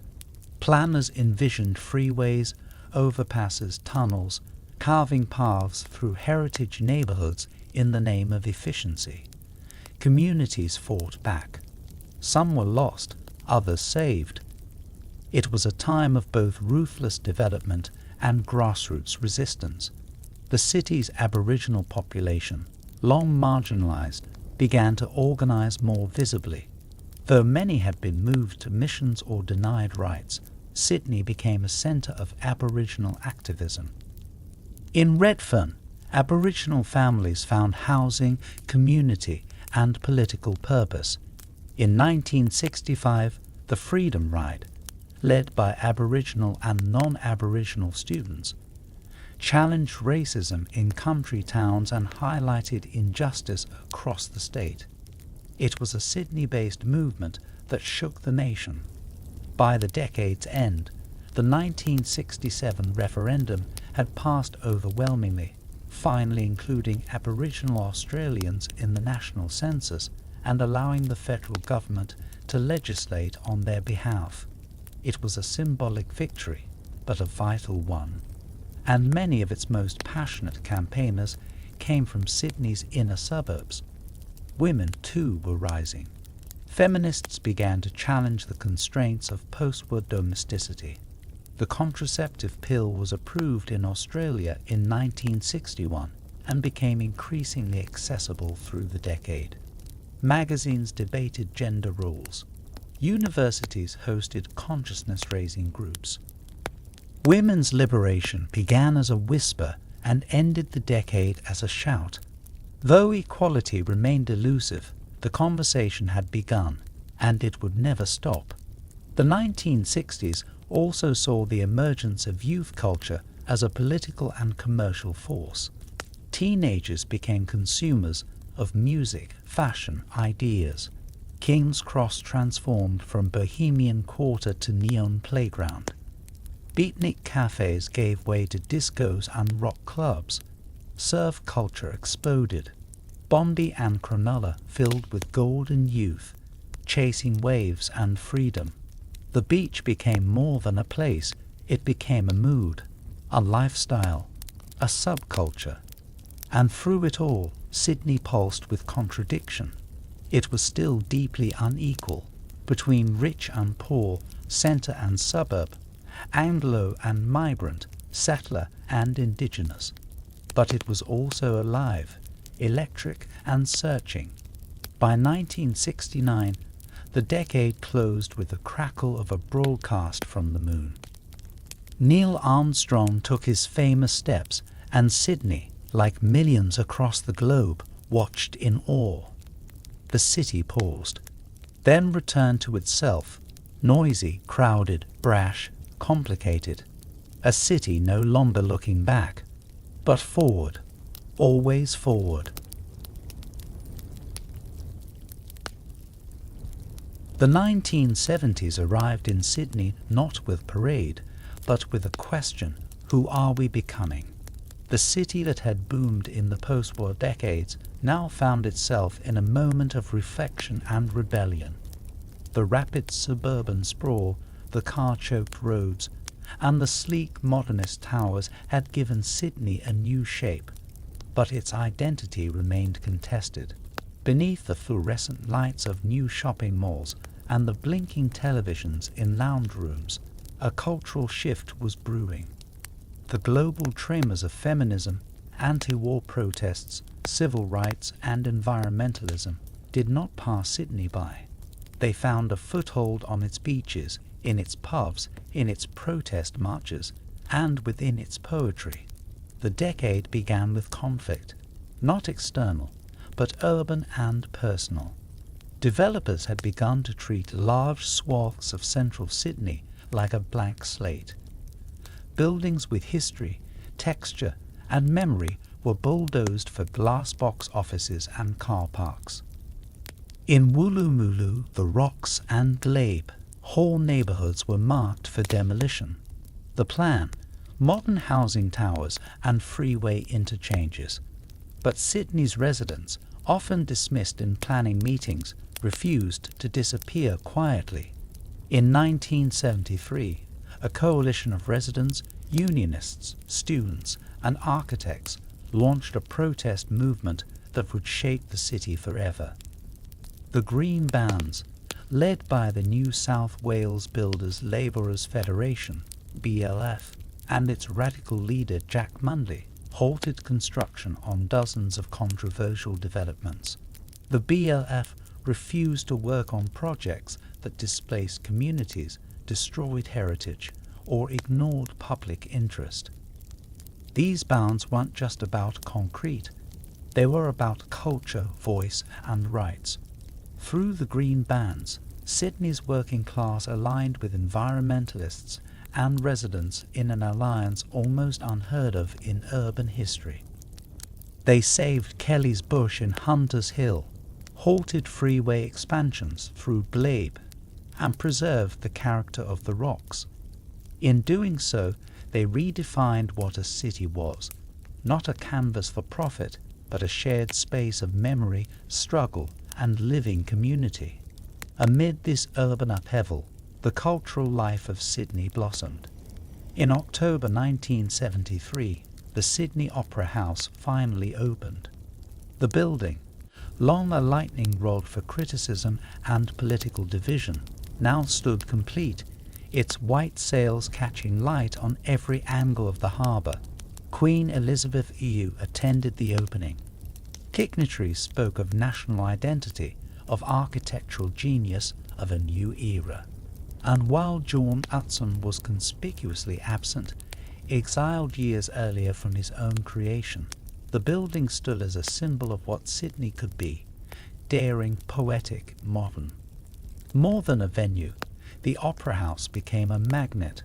Concerts, plays, symphonies, and festivals poured through its doors. It anchored Sydney's art scene, even as new forms emerged elsewhere. The Sydney Theatre Company rose to national prominence. Independent cinemas like the Chauvel and Valhalla screened foreign and local films. Cafes hosted poetry slams. Musicians rehearsed in garages and church halls. Pub rock took off, with bands like Midnight Oil, Cold Chisel, and A&S emerging from Sydney's sweaty inner-city venues, singing about politics, passion, and the unique contradictions of Australian life. Television too matured. A Country Practice, The Sullivans, and Number 96 reach into homes every night. The latter shocked audiences with its frank depictions of sex, homosexuality, and urban life, sparking debate and intrigue. While critics decried moral decline, viewers tuned in. The private became public. The margins became mainstream. Politics followed. The election of Gore Whitlam in 1972 as Prime Minister shifted the tone of the country, and nowhere was this felt more than in Sydney. Whitlam's reforms touched nearly every aspect of life: education, health, the arts, Indigenous affairs, foreign policy. Universities became free. The Australia Council for the Arts was created. Land rights for Aboriginal people were put on the agenda. The Racial Discrimination Act was passed. In Sydney, progressive energy surged. Activist groups formed and multiplied. Aboriginal legal and medical services opened in Redfern. Women's shelters emerged in the western suburbs. Migrant resource centres provided language support, housing advice, and legal aid. Yet these gains were not uncontested. Conservative forces rallied. In 1975, Whitlam was controversially dismissed by the Governor-General, an event that split the nation and left long shadows. Sydney held rallies and vigils. In Parramatta, Newtown and Bondi, residents debated democracy on their doorsteps. Political awareness was no longer a luxury. It was a necessity. Meanwhile, the shape of the city continued to evolve. The skyline grew upward. New office towers climbed along Martin Place, Pitt Street, and Macquarie Street. But so too did the pushback. Residents demanded public spaces, cleaner air, better transport. The car culture of the 1950s and 60s had reached a breaking point. Streets were congested. Pollution thickened in summer. Calls for public transport reform grew louder. In response, governments extended rail lines, reopened light rail debates, and launched the Eastern Suburbs Railway, linking the city to Bondi Junction by 1979. Though plagued by delays and budget blowouts, the line signalled a new commitment to urban mobility. The city's outer suburbs, meanwhile, grew rapidly. Blacktown, Liverpool, Campbelltown, once regional towns, became part of Greater Sydney. Immigration continued to reshape the cultural map. Vietnamese refugees arrived in the wake of the war, joining established communities from Italy, Greece, and Lebanon. African and South Asian migrants added new threads to the city's human fabric. Cabramatta, Fairfield, and Bankstown became cultural crossroads. English was no longer the only language spoken on buses, and for the first time, government policy began to shift from assimilation to multiculturalism.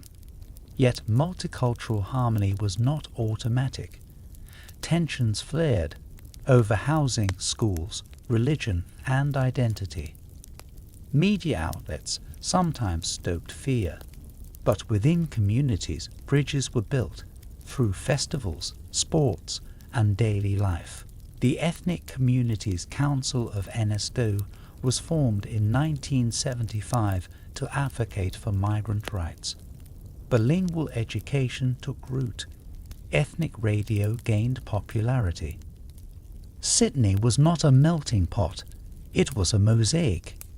In Indigenous communities, the 1970s marked the rise of political strength.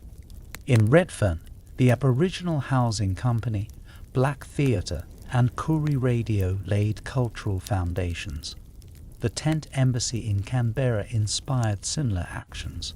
Activists demanded land rights, self-determination, and justice. Police harassment remained constant, but resistance was organised. The city's Indigenous voice, long ignored, was now impossible to dismiss. Women, too, pushed forward. Feminists established health centres, childcare collectives, and education programs. The Women's Electoral Lobby, founded in Sydney, lobbied for legal and social reform. Domestic violence, workplace discrimination, and reproductive rights became mainstream issues. Though backlash remained, the tide had turned. In 1978, a small group of gay and lesbian activists gathered in Sydney to protest discrimination and police violence. Their march, originally planned as a day of protest, was met with brutality. Police arrested 53 people. Newspapers published their names. Yet from that painful beginning grew something powerful: the Sydney Gay and Lesbian Mardi Gras. In the years that followed, the parade became a symbol of pride, defiance, and joy. What began in fear became one of the world's largest LGBTE+ celebrations. And always in the background, Sydney dreamed bigger. By the early 1980s, there was talk of a global moment, a sporting event that could place Sydney on the world stage. The city had bid for the Olympics once before and failed. But now, flush with ambition, it began planning a new campaign, one that would take more than a decade to come to fruition, but would change everything. In these years, the soul of Sydney was neither fixed nor fragile. It was turbulent, creative, angry, inspired. It was a city caught between its colonial inheritance and its multicultural future, its suburban sprawl and its urban density, its artists and its accountants. But it was a city in motion, daring to define itself on its own terms. By 1983, Sydney stood at the edge of a new era. It had survived protest and planning battles, found new voices in new languages, and begun to imagine itself not just as Australia's first city, but as its future. And it was ready to be seen. The final decades of the 20th century opened a new chapter in Sydney's long history, not one defined by colonisation, conflict, or survival, but by visibility.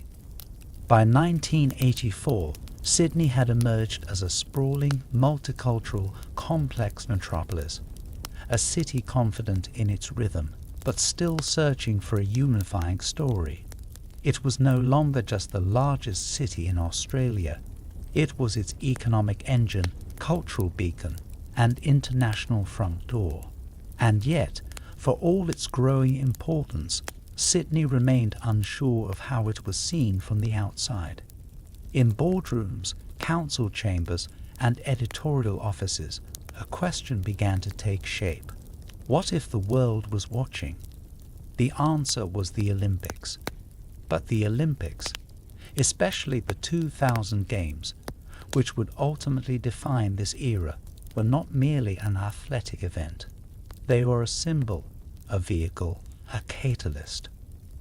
They would come to reflect everything Sydney aspired to become: global, inclusive, modern and proud. But long before the city earned the right to host the world, it would have to fight and change. In the early 1980s, Sydney was already in motion. The economy was booming. High-rise construction surged in the CBD. Global finance firms opened offices on Pitt Street. The Sydney Stock Exchange gained international attention. The skyline, once a mix of colonial domes and sandstone facades, was being reimagined in glass, steel, and ambition.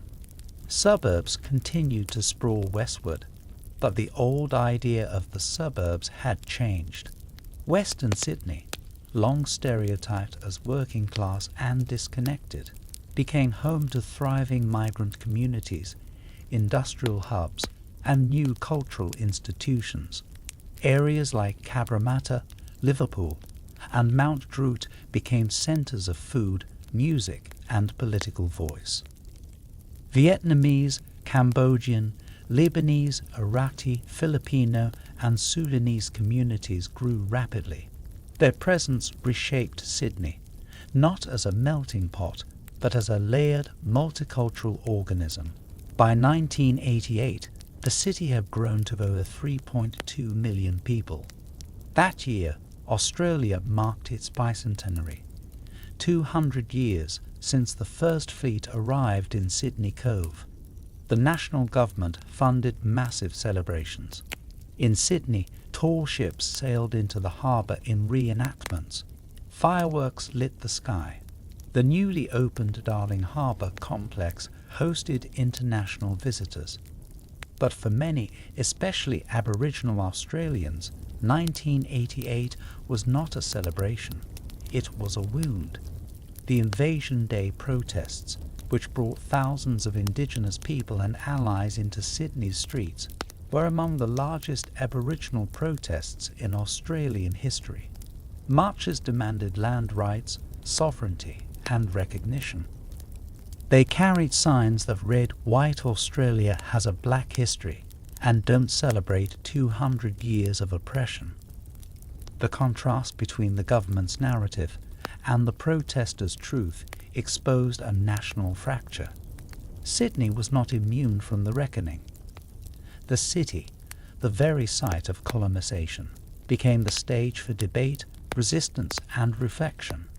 That same year, something else significant happened.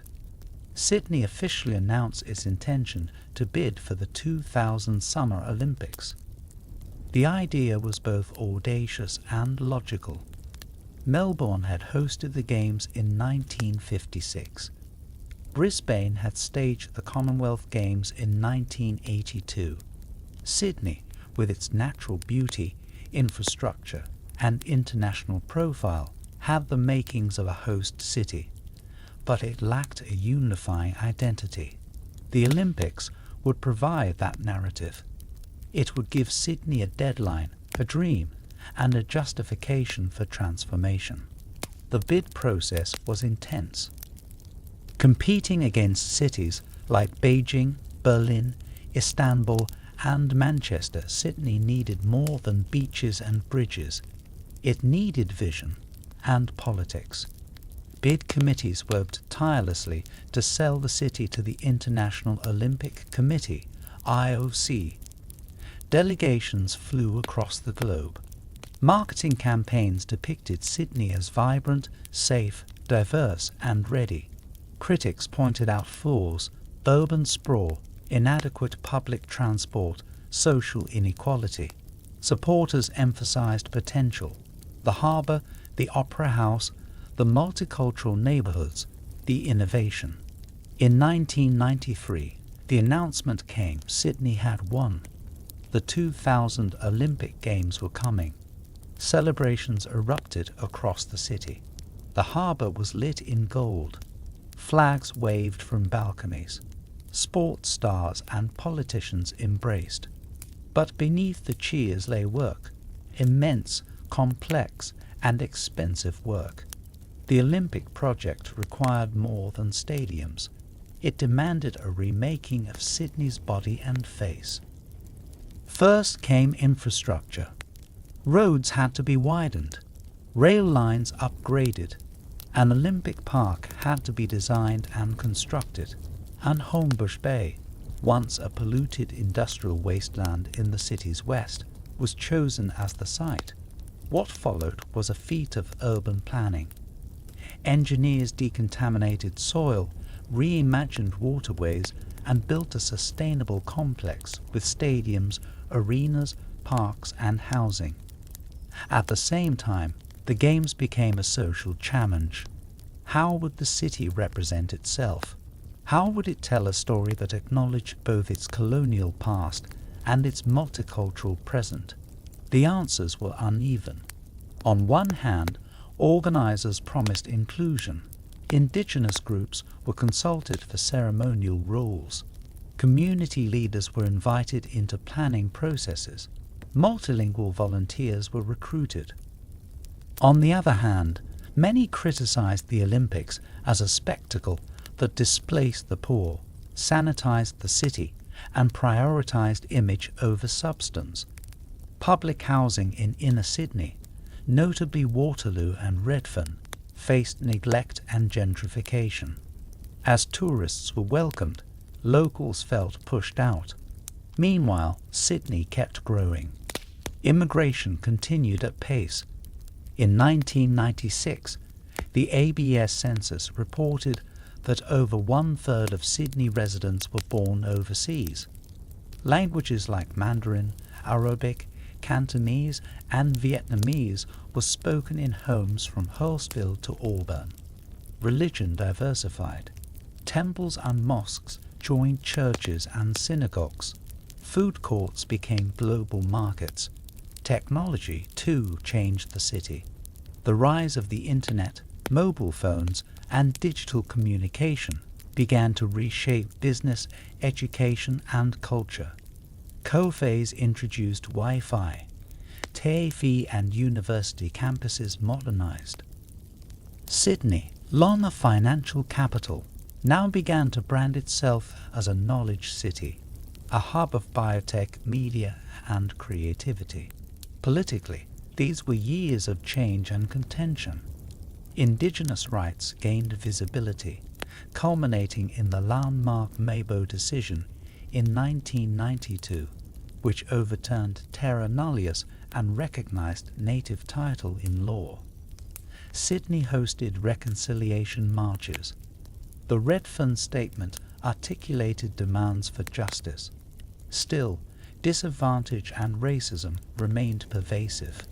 The city also saw tragedy.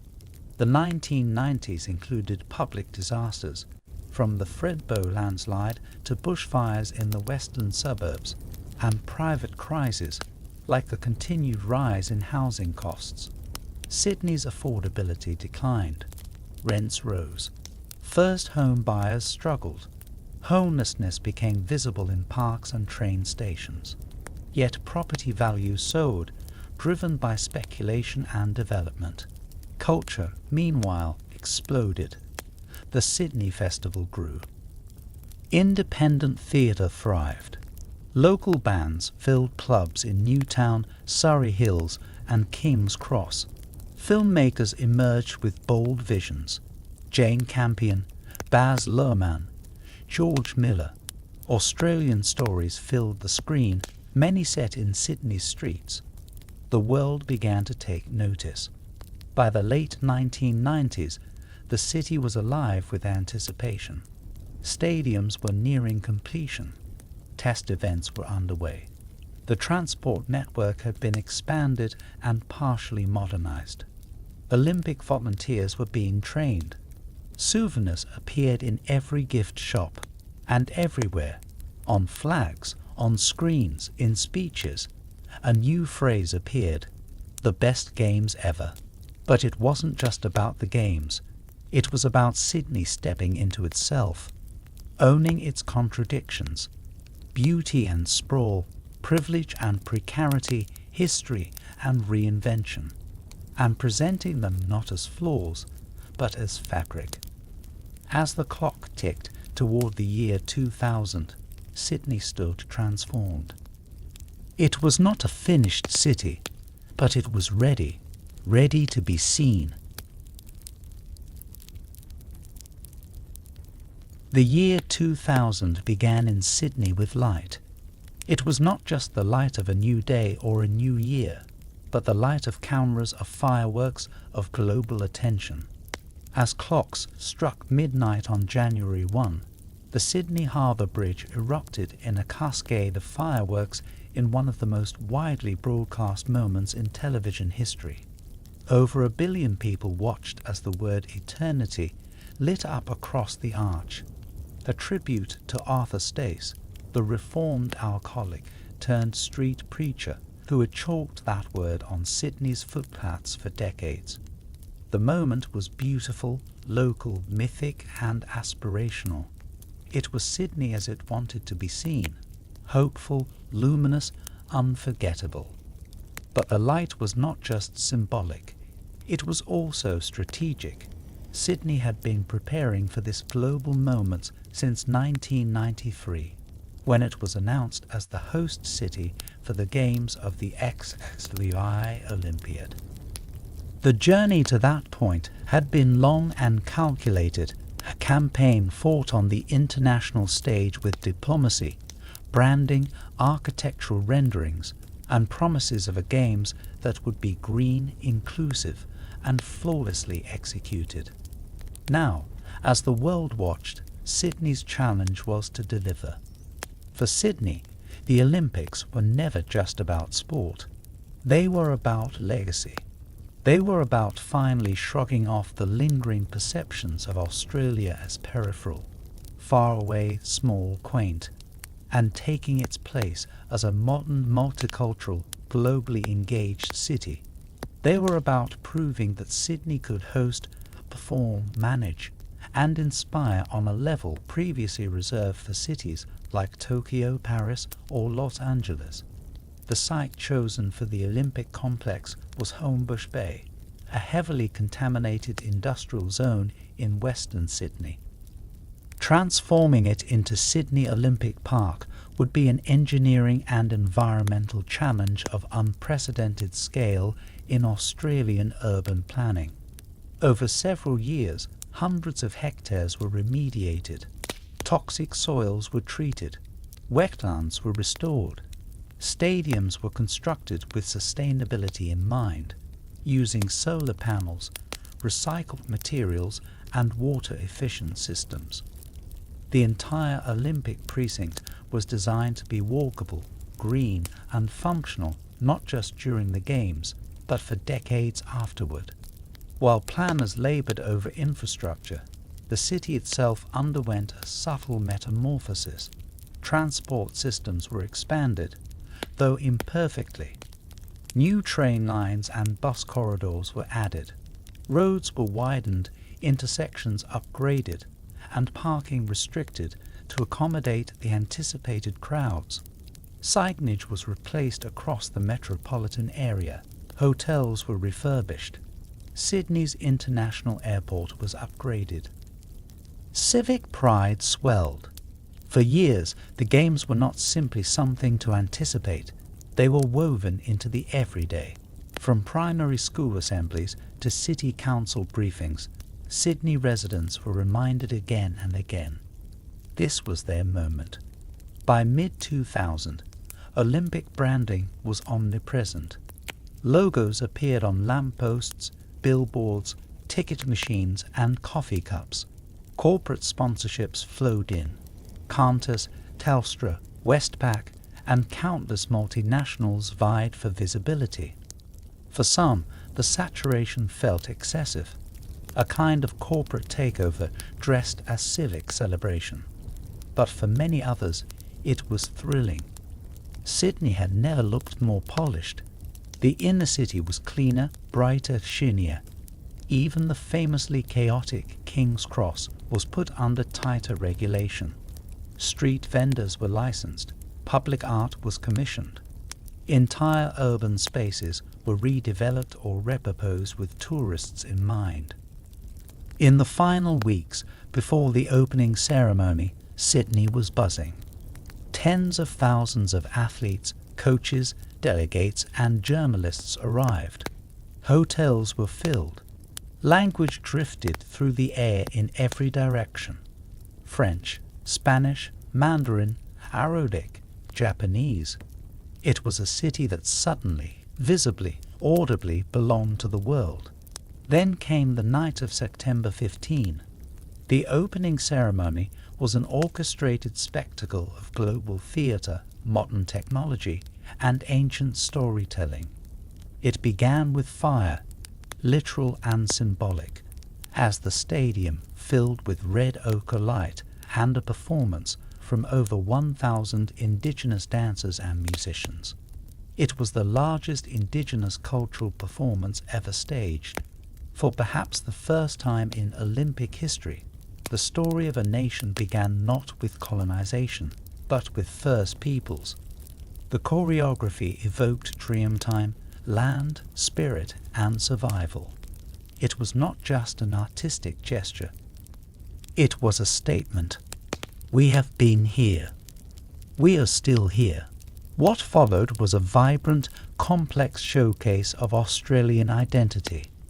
There were stockmen and surf lifesavers, ballet dancers and BMX riders, children forming symbols of unity.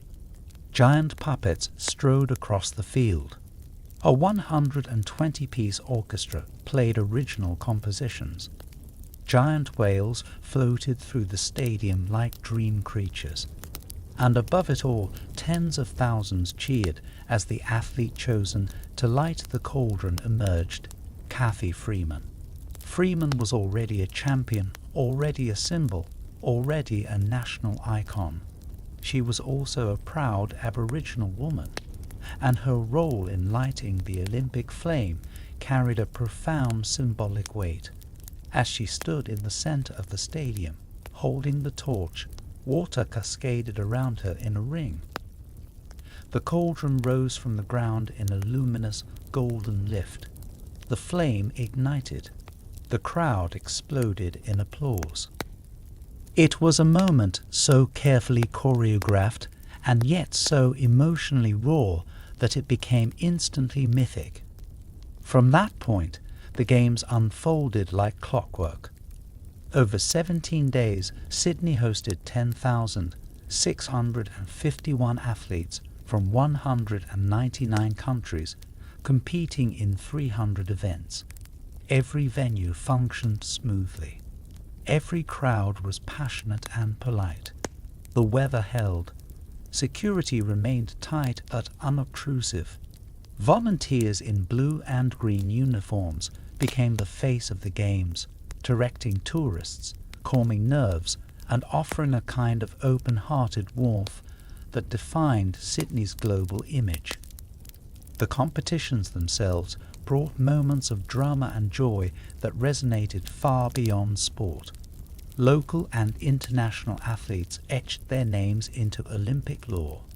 Stadium Australia rolled as Australia's men's and women's teams won medals in swimming, track, cycling and rowing. The roar of the crowd during Freeman's 400 metres final, in which she ran not just against her competitors but against history, was a kind of collective exhale. When she crossed the finish line in first place, wrapped herself in both the Aboriginal and Australian flags, and stood silently during the anthem, she became more than an athlete. She became a story. Her gold medal was not just for speed, it was for representation, for recognition, for reconciliation. Beyond the track, the entire city seemed to move in rhythm with the games. Pubs were packed each evening, with locals watching highlights on screens. Cafes opened early for international coverage. Primary school classrooms followed medal counts. News programs featured not just sport, but tales of athletes helping one another, of lost spectators being reunited, of connections forged in the Olympic Village. There were no major scandals, no terrorism, no significant disruptions. It was almost eerie how smoothly everything ran. But Sydney's success was not accidental. It was the product of years of planning, yes, but also years of transformation. This was a city that had changed itself to host the world. It had embraced its multicultural reality. It had reckoned, if incompletely, with its Indigenous history. It had adopted the language of sustainability and community. It had built infrastructure not just for tourists, but for the future.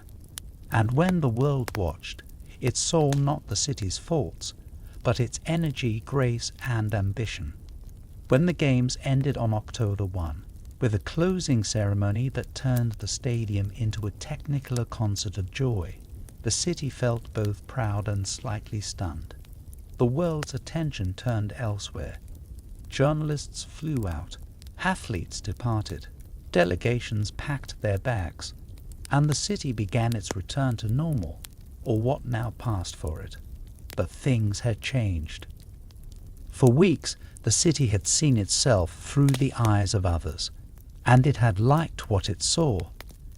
In the years that followed, the Olympic legacy became a complex tale. Some stadiums remained in use, others struggled with maintenance costs. The Olympic Park precinct hosted concerts, conferences, and football games. The environmental innovations of the games inspired future projects, but the city still wrestled with car dependency and urban sprawl. Housing affordability continued to worsen, despite infrastructure gains. Not every promise made by the games had materialized. Yet the psychological impact was undeniable. The 2000 Olympics redefined Sydney not just internationally, but internally. It gave the city a coherent story of welcome, of beauty, of possibility. It proved that ambition could be realized. It showed that multiculturalism was not an experiment, but a foundation. It gave its residents something to be proud of and something to build from. And in Cathy Freeman's final lap, lit by fire and surrounded by water, it gave Australia one of its most unforgettable moments, a moment when past, present, and future ran together, when one city, for 17 days, stood still and was seen. The morning after the Olympics ended, Sydney woke to a quieter city. The athletes were gone, the stadiums emptying, the banners being pulled from lampposts. Ferries no longer carried tourists in droves, and the sudden absence of applause in the air made the streets feel wider somehow. It was as if a performance had ended, and now everyone was waiting for the lights to come back on. This was the beginning of a new decade, a new century, but the afterglow of the games was not yet gone. For weeks, months, even years, people would still speak about the experience in present tense, as if to hold on to it. The shared pride, the cohesion, the moment of rare unity that had lifted Sydney beyond itself. But time, as it does, kept moving, and with it came new questions. The 2000s were an era shaped by velocity. Technology, geopolitics, finance, migration, environment, everything accelerated, often without permission. Sydney, like many global cities, found itself grappling not with a lack of opportunity, but with an overabundance of it. Its success became its challenge. How do you grow without breaking?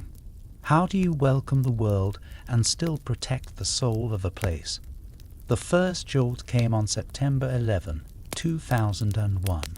The images from New York, of planes crashing, towers falling, streets clouded in ash, were not Sydney's tragedy, but they changed Sydney anyway. In the space of a few hours, the world had entered a new era of anxiety, surveillance, and suspicion. Airports around Australia shifted protocols. Mosques in Western Sydney were put under police protection. Arab and Muslim communities faced a sudden spike in hostility. Graffiti on prayer halls, sideways glances in shopping malls, a rash of inflammatory headlines. Sydney, a city of immigrants, was forced to re-examine its own boundaries of inclusion.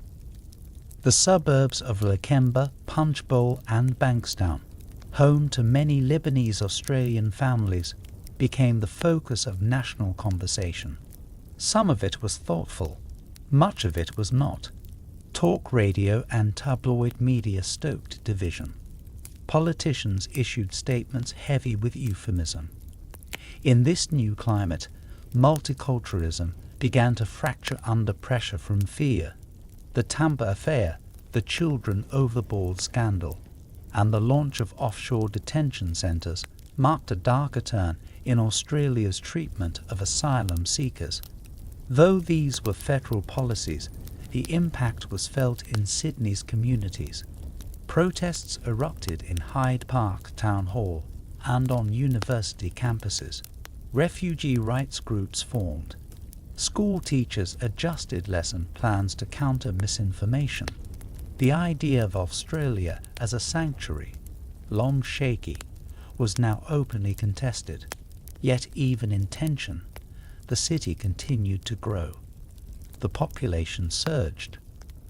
By 2010, Greater Sydney had passed 4.5 million people, becoming one of the fastest growing urban areas in the developed world.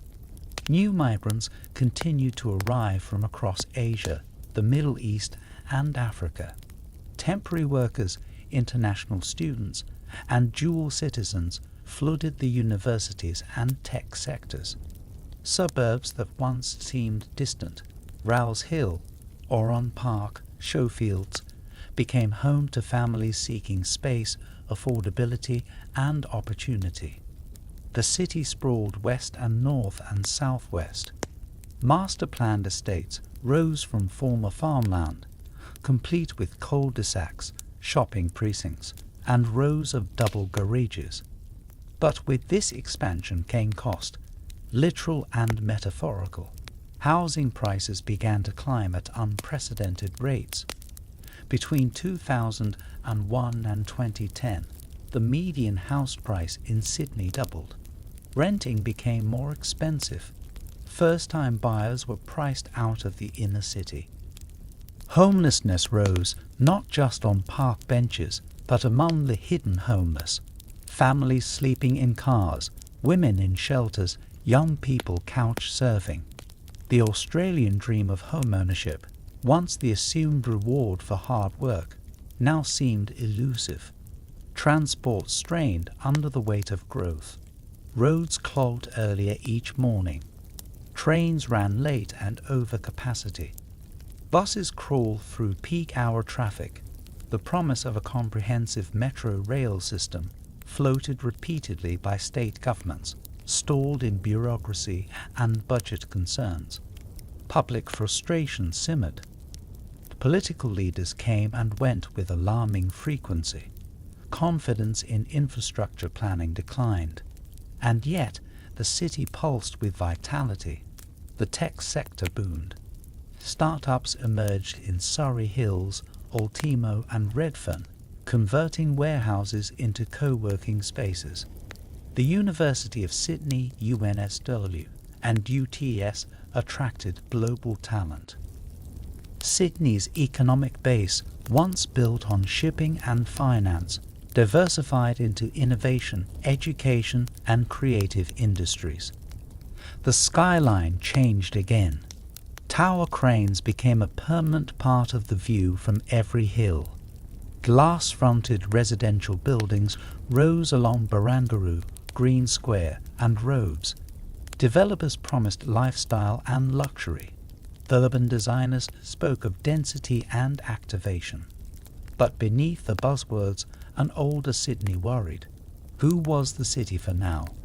Could nurses, artists, teachers still afford to live near where they worked? Could communities survive in 20-story towers? Culturally, however, Sydney thrived. The Sydney Festival continued to grow. Writers' festivals, film festivals, food festivals, all flourished. The Biennale of Sydney brought cutting-edge art to the harbours and wharves. Music filled small venues and vast stadiums alike. Graffiti became street art. Cafes became workspaces. Whole subcultures, hipsters, foodies, sneakerheads, took root, and the internet connected it all. Blogs documented every laneway cafe. Social media mapped the best Thai restaurant in Fairfield or the latest spoken word night in Marrickville. Sydney was no longer defined by its centre, but by its network, horizontal, adaptive, niche. In the political arena, the 2005 Cronulla riots marked a terrible chapter, sparked by racial tensions, inflamed by media and political rhetoric, and carried out by mobs of mostly white men targeting people of Middle Eastern appearance. the riots shocked the city and the nation. Cronulla Beach, long a symbol of sun-soaked leisure, became a site of violence. Police struggled to contain the chaos.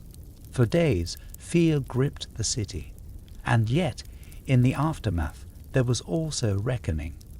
Community leaders from mosques, churches, youth centres held dialogues. Young people formed anti-racism collectives. Schools introduced new cultural literacy programs. Academics studied the conditions that had produced the explosion. Sydney looked hard at itself, and the view was not always easy. Climate change, too, entered the urban imagination.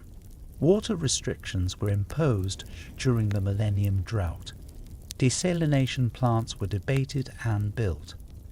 Bushfires, though mostly outside the metro area, reminded everyone of the fragility of the land. Heat waves bait the western suburbs harder than the eastern ones, exposing inequality in access to shade, sea breeze and services. Environmental justice became a phrase not just for activists, but for planners. Through it all, Sydney remained undeniably alive. It danced at Mardi Gras, which grew in confidence and inclusivity. It mourned with flowers at Martin Place after the 2008 CBD stabbing. It marched in peace rallies, rallied for marriage equality, and packed galleries for new art. It was no longer the city simply living through history. It was actively writing it. By the close of the decade, a new generation of Sydneysiders had emerged. They were multilingual, digitally fluent, and globally connected. They cared less about the city's colonial past and more about its livability, its fairness, its future. They had inherited a beautiful, complex place, a city of harbour light and suburban sprawl, of legacy and contradiction. And they were asking, what comes next? By 2011, Sydney had become a city suspended between its triumphs and its tensions. The glow of the Olympic Games a decade earlier had faded into memory, but its afterimage lingered in new transport corridors, stadium precincts, and civic pride. The city was wealthier than it had ever been, more globally connected, more diverse in voice and face. Yet beneath the shimmer of confidence lay a growing sense of strain. Economic, ecological, social. This was a decade that would test Sydney's limits. It would ask whether a city that had always been good at projecting itself outward could turn inward and confront what lay beneath the image. The answers were not always comfortable. As the decade began, the population of Greater Sydney crossed 4.6 million and kept growing, reaching well over 5 million by 2020. The skyline filled with cranes. New apartment towers appeared on skylines that once belonged to church spires and town halls. Entire suburbs seemed to rise overnight. Places like Green Square, Wentworth Point, Showfields, Oran Park. New centres of density marketed with promises of lifestyle, proximity and connection. But as Sydney grew upward and outward, its old infrastructure creaked. Trains filled beyond capacity. Roads seized in rush hour. Commuters in Campbelltown or Penrith spent hours each day crawling toward the CBD. The long-promised metro rail system was finally approved and construction began, but it would take years to complete. Buses ran late. Ferries were sleek but limited. Congestion wasn't just a nuisance. It was a sign of a deeper imbalance. The geography of inequality became clearer with each census. To live close to the water, near Sydney's iconic beaches or leafy enclaves, required generational wealth or a light income. The eastern suburbs, northern beaches, and inner west grew increasingly exclusive. Meanwhile, western Sydney, where most of the population growth occurred, expanded without equivalent investment. Heat waves, they were hotter. Public hospitals were more crowded. Parks were fewer. The divide wasn't just social, it was geographic. Real estate became both a symbol and a symptom. Between 2011 and 2017, Sydney's property market saw one of the most dramatic price increases in the world. Median home prices surged past $1 million. Young couples gave up on owning. Renters faced evictions and rent hikes. Inner suburbs gentrified so quickly that entire communities were dislocated. Artists, teachers, and low-income earners left the city centre for marginal spaces or moved away entirely. Developers became powerful. Entire streets were rezoned. Heritage homes were replaced with high-rises. Shopping malls became vertical urban villages. Debate raged over the destruction of historic buildings. The Sirius building, a brutalist public housing tower near the Rocks, became a flashpoint. Residents were relocated. Protests were held. But the building was sold, set for luxury redevelopment. It was a pattern repeated across the city. At the same time, Sydney was facing a more existential crisis: climate change. The effects were no longer theoretical. The millennium drought had left reservoirs near empty. Water restrictions were reimposed. The city's desalination plant, long dormant, was reactivated. Summer temperatures crept upward each year. Heat waves became longer, more intense, more frequent. In western Sydney, suburbs recorded days above 45 degrees Celsius with little relief. Air conditioners overloaded power grids. Elderly residents were hospitalized in increasing numbers. The city was heating unevenly and inequitably. Climate protests erupted with growing urgency. School strike for climate marches saw thousands of students gather in Martin Place and Hyde Park, holding hand-painted signs demanding action. Environmental groups criticized the state government's continued investment in roads over public transport, in fossil fuel infrastructure over renewables. But resistance also came from the suburbs. Community gardens spread. Sustainable building initiatives gained traction. Councils launched climate plans. Still, the pace of official change lagged behind the urgency felt in the air. Then came fire. The Black Summer of 2019 to 2020 marked a turning point in the city's relationship with its environment. Though Sydney itself did not burn, the surrounding regions, the Blue Mountains, the South Coast, the Southern Highlands, became infernos. For weeks, the sky over Sydney was orange. Ash fell on balconies in Surrey Hills. Children wore masks on playgrounds before COVID ever made masks a norm. The air was officially hazardous for more than 30 days. Inside apartments, the smell of smoke lingered in bedsheets and curtains. The fires burned more than forests. They scorched illusions of safety, of stability, of separation. Sydney had always imagined itself insulated by money, by ocean, by luck. But now, with the sun a red disk over a choking city, that fantasy cracked. And then, as the fires were still smouldering, a new crisis arrived, invisible, global, relentless. In early 2020, the first whispers of a novel coronavirus reached Australia. At first, it seemed distant, a headline, a footnote. Then cases appeared in hotels, airports, suburbs. Panic spread faster than the virus. Supermarket shelves were stripped of pasta and toilet paper. Flights were cancelled.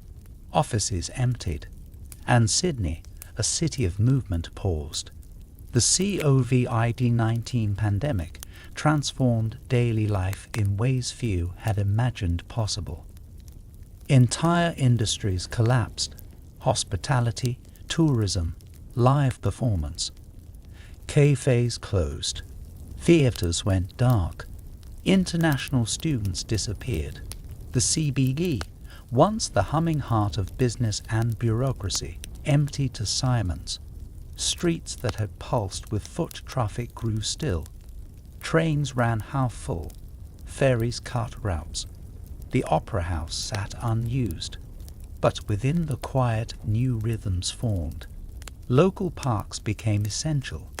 People walked in neighborhoods they barely knew. Zoom replaced commutes. Front yard chats and balcony waves became lifelines.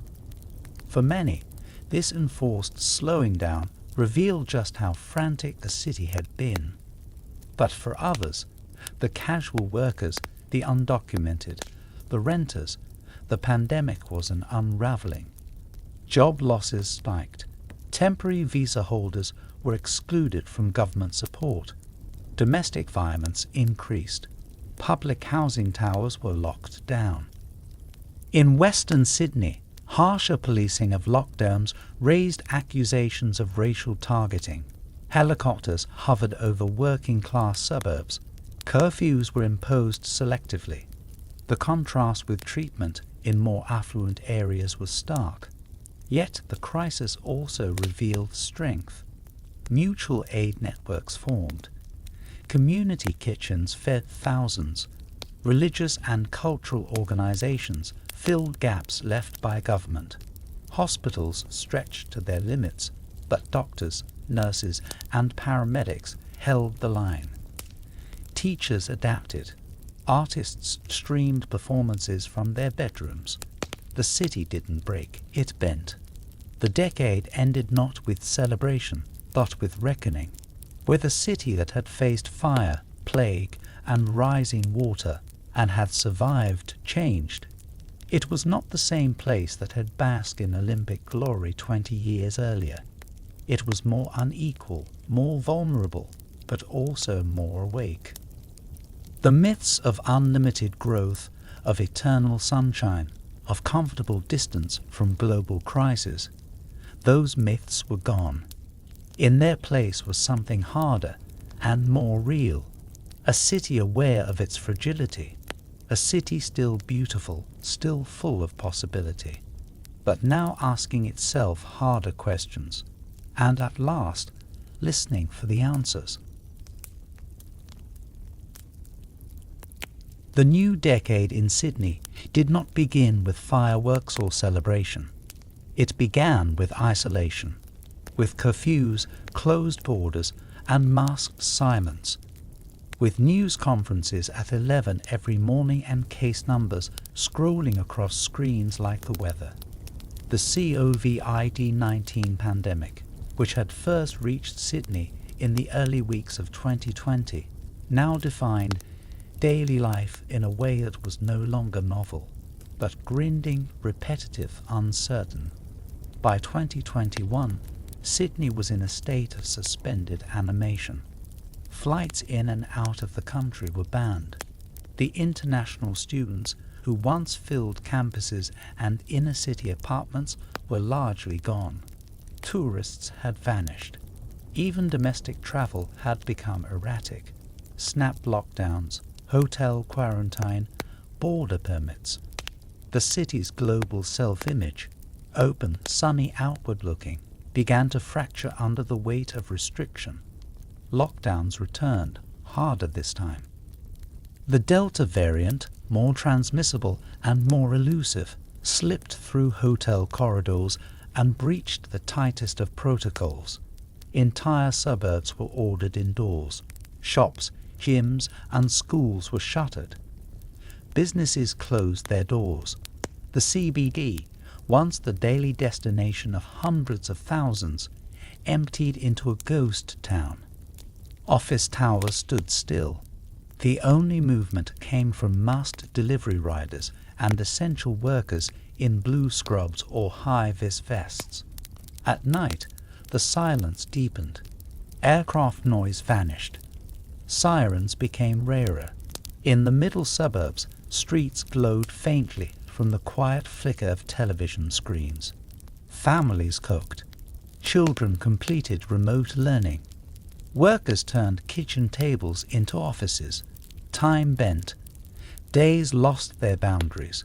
People forgot what it meant to be busy or free. For many, the stillness was a kind of relief. The relentless pace of Sydney life, commutes, appointments, social schedules, fell away. Some people baked bread. Others planted gardens. Neighbours who had never spoken before began to wave. Shared adversity softened edges, but for others the experience was brutal. Small businesses collapsed. Renters faced mounting debts. Mental health calls spiked. Domestic violence surged behind closed doors. Artists, performers, casual staff, gig workers all found themselves without work, and often without eligibility for government support. Superannuation accounts were emptied. Lines at food pantries stretched down sidewalks. Parents struggled to teach while working. Grandparents met new babies through screens. Weddings were postponed. Funerals were limited. Grief went unmarked. Nowhere were the inequalities of the city more visible than in its response to the virus. In July 2021, with daily case numbers climbing, the New South Wales government introduced lockdown measures that disproportionately targeted Western and Southwestern Sydney. Helicopters hovered above Auburn, Fairfield and Blacktown. Police patrolled parks and intersections. Roadblocks were set up to restrict movement. Outdoor exercise was limited. In contrast, eastern suburbs, despite being the initial source of the outbreak, faced far looser restrictions. The disparity was stark, and many called it out. Community leaders denounced the unequal burden.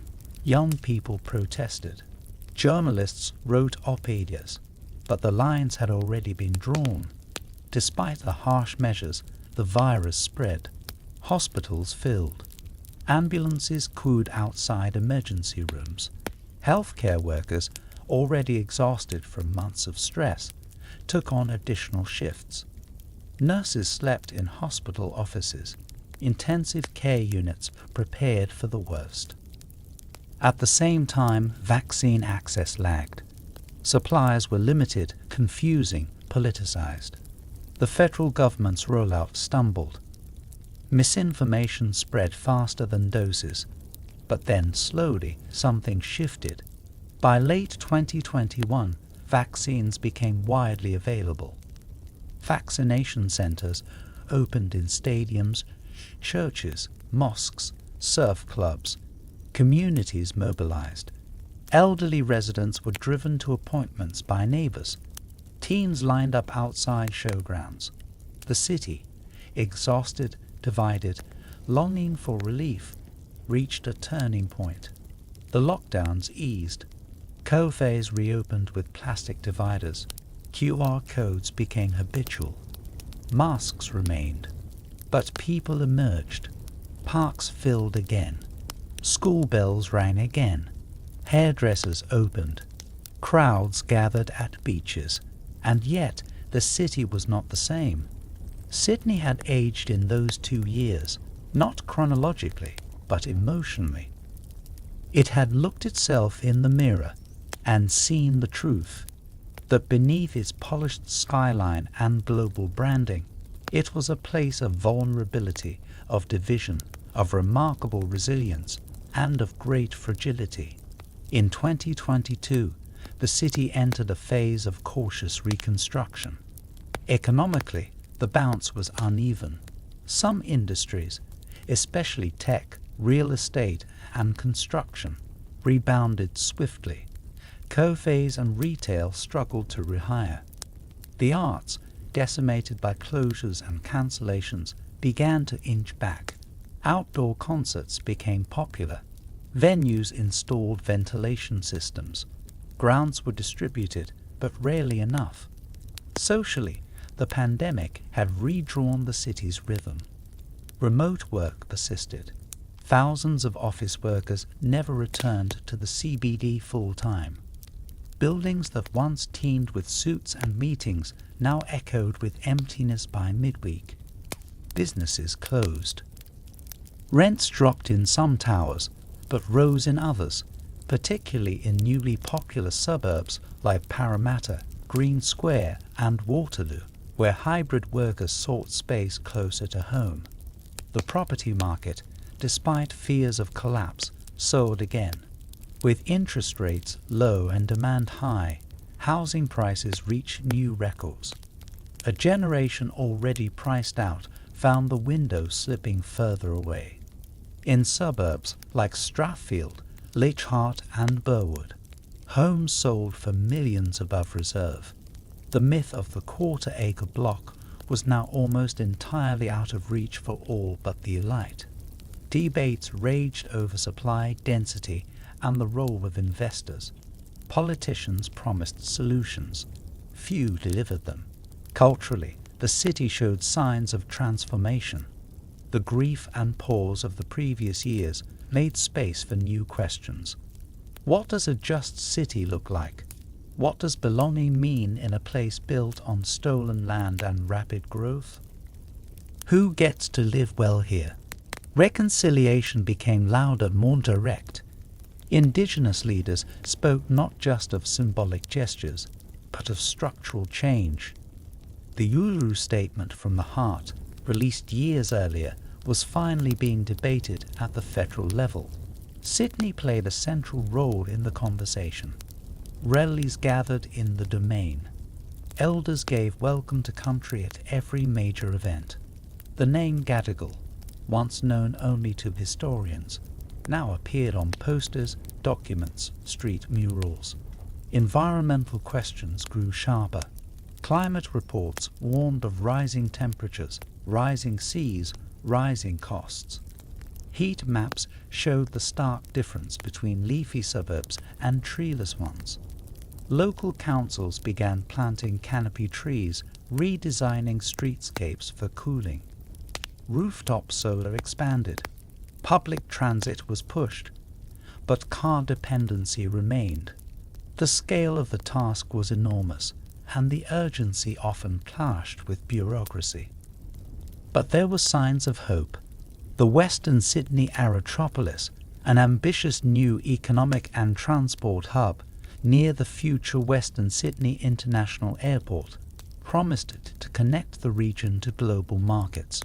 Cultural centres opened in Parramatta, Bankstown and Campbelltown, decentralising access to arts and performance. Community gardens expanded. Public housing tenants won battles against evictions. LGBTQ+ rights advanced. Youth climate activists organised new coalitions. Sydney, despite everything, had not collapsed. It had bent. It had swayed. It had suffered. But it had endured. As 2023 drew to a close, the city felt more introspective than it had in decades. Not resigned, but quieter. More aware of its limits. More aware of its responsibilities. The glitter of the Olympics was long gone. But in its place, perhaps, something deeper had taken root. Not spectacle. Not image. But substance. A city asking what it means to be good, not just great. To be fair, not just famous. To be livable, not just livable for a few. A city looking forward, not in search of another global stage, but in search of a future it could live with, together. By 2024, Sydney had once again arrived at a crossroads, not unlike the many it had stood at before, but this time with the weight of its own accumulated history pressing in on every direction. It was no longer enough for the city to simply grow. That it could grow was not in question. It had always grown. The question now was how, and for whom. The scars of the early 2020s had not fully faded. The pandemic had rewritten habits, reframed assumptions, and redrawn the social and economic contours of Sydney life. It had changed how people moved, worked, rested, and related to one another. Many white-collar workers had not returned to their offices full-time. Entire floors of glass towers stood quietly half-used, while suburban co-working hubs and converted spare rooms filled the gap. The 5-day commute was no longer sacred. Neither was the idea of one job, one workplace, or one linear path. In the city's residential rhythms, a similar dispersal had taken place. Sydney's ongoing affordability crisis have forced younger residents, families, and lower-income workers further west and south, deep into the perimeter of the metropolitan fringe.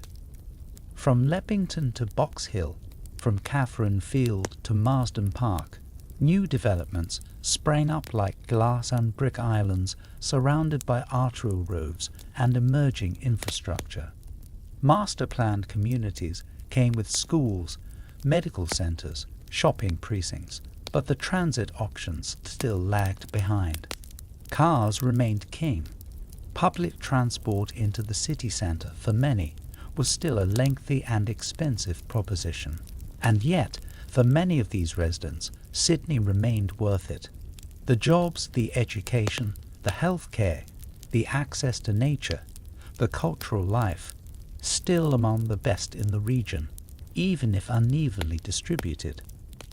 For newcomers, migrants, refugees, international students, the city was not just a home, but a possibility. More than 40% of Sydney's population now spoke a language other than English at home. Arabic, Mandarin, Vietnamese, Hindi, Nepali, Tagalog. Entire city blocks spoke in tongues that told of other oceans, other homelands, other worlds carried into this one. That diversity was no longer something to be managed or celebrated in press releases. It had become the lived reality of the city. Multilingual signage was standard across government services and schools. Supermarkets in Hurstville, Auburn, Bankstown and Parramatta resembled markets in Gwangju, Beirut or Hanoi more than they did British high streets. Mosques, temples and churches shared intersections. Cultural festivals brought neighbourhoods together more reliably than government initiatives. Yet with that multiculturalism came ongoing questions of equity, access and representation. Political power in Sydney still skewed toward the wealthy, the white and the inner urban elite. Gentrification advanced steadily across the city. In Redfern, Marrickville and parts of the inner west, what had once been working class or activist neighbourhoods were now colonised by wealth and creative class privilege. Heritage terraces were bought, renovated and sold again for millions. Public housing blocks were sold off or left to decay. Artists who had helped define these areas were priced out. The soul of many suburbs had been extracted, repackaged and sold back to itself. Some resisted. In Waterloo, residents of public housing towers organised to stop demolitions. In Pyrmont, community groups pushed back against overdevelopment. In Penrith, local councils demanded infrastructure to match their rapid population growth. Across the city, new generations of activists used old tools, petitions, protests, pickets, and new ones, TikTok campaigns, crowd-funded legal actions, housing cooperatives, and community gardens. The city was no longer just being built by planners. It was being fought for by its people, and while these fights were being waged on the ground, a new layer of urban life had begun to form in the cloud. By 2024, digital infrastructure had become as crucial to daily life as roads and water. High-speed broadband had reached most homes. Smart city technologies governed parking, lighting, garbage collection, and transit flow. Entire city sectors were mapped and optimized through sensor networks. The line between digital and physical urban experience blurred further. Residents used apps to report potholes, check bus arrival times, apply for permits, order groceries, schedule vaccinations, and access welfare. But with digital access came digital exclusion. Not everyone had the same bandwidth, literally or figuratively. Older residents, low-income households, undocumented migrants, many found themselves shut out of essential services or surveilled in new ways. Privacy became porous. Every touch point became a data point. The city watched itself, and those being watched didn't always consent. Climate change, too, had begun to assert itself with more force and clarity. Heat waves came earlier and lasted longer. Summer began to feel like a siege. Concrete-heavy suburbs baked for days after the sun went down. Local councils planted more trees, but progress was slow. Water bills rose. Blackouts came during surges. Sea levels crept upward, threatening low-lying coastal and riverside neighborhoods. In Manly, Narrabeen, and Sans Souci, sandbags and seawalls became common sights. Scientists warned of future retreat zones. Property markets ignored them. Buyers wanted views. And then there was fire, still fresh in the memory. The black summer of 2019 to 20 had changed Sydney's relationship to its own ecosystem. Though the city itself had been spared the flames, it had lived under the smoke. People remembered the taste of ash in the air, the smell that crept into bedding, the daytime sky, the color of rust. And yet, development crept back toward the bush. Subdivisions pressed against eucalyptus corridors, and the boundaries of hazard were redrawn not by ecologists, but by insurance actuaries. The natural world was not gone, but it was embattled. The harbour still glittered, but fish populations declined. The Royal National Park still stood, but parts had burned. The Blue Mountains remained breathtaking, but each year brought more closures due to storms, erosion or fire risk. The sandstone cliffs, the beaches, the vast reserves, they were still there, but increasingly felt fragile, under pressure, not only from climate, but from the sheer number of people trying to access them. And yet, in the midst of all this, the sprawl, the strain, the fire and flood, Sydney kept moving. It built new rail lines, including the long-awaited Metro West, finally connecting major hubs across the city. It trialled electric buses. It experimented with low-emission zones. It reimagined parts of the Parramatta River corridor into mixed-use cultural landscapes. It began, haltingly, to reckon with its colonial heritage, erecting signs, renaming parks, expanding funding to Indigenous-run initiatives. The Voice referendum in 2023 had failed nationally, but the yes vote in Sydney's inner suburbs had been overwhelming. It revealed a cultural and generational shift, even if it also underscored the work still to be done. A new wave of Indigenous artists, architects, curators and educators emerged from Sydney's universities and studios. They didn't ask for space. They took it and filled it with their language, memory and presence. By 2025, Sydney was no longer a city that could be captured in a single image, not even one as iconic as the Harbour Bridge or Opera House. It was too large, too layered, too alive for that. It was a city of contrasts, of luxury apartments beside food relief centres, of soaring cathedrals beside high-rise mosques, of electric vehicles beside horsed paddocks in the outer suburbs.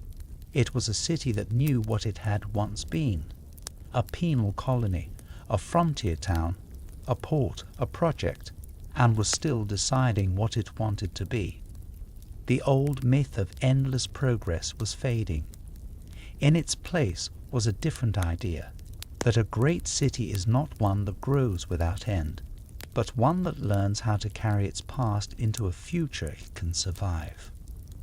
And in the morning light, as ferries moved slowly across the harbour, as trains emerged from tunnels, as students filled classrooms and markets opened their shutters, Sydney continued, imperfect, restless, aching with memory, but still moving forward, still dreaming, still becoming. A city is not just a place on a map. It is an idea in motion, a tapestry of memory, ambition, ruin, and reinvention. Sydney, for all its roads, towers, gardens, and bridges, is more than its infrastructure. It is an accumulation of stories, told and untold, layered over land that remembers every step. Before it was Sydney, this place had other names.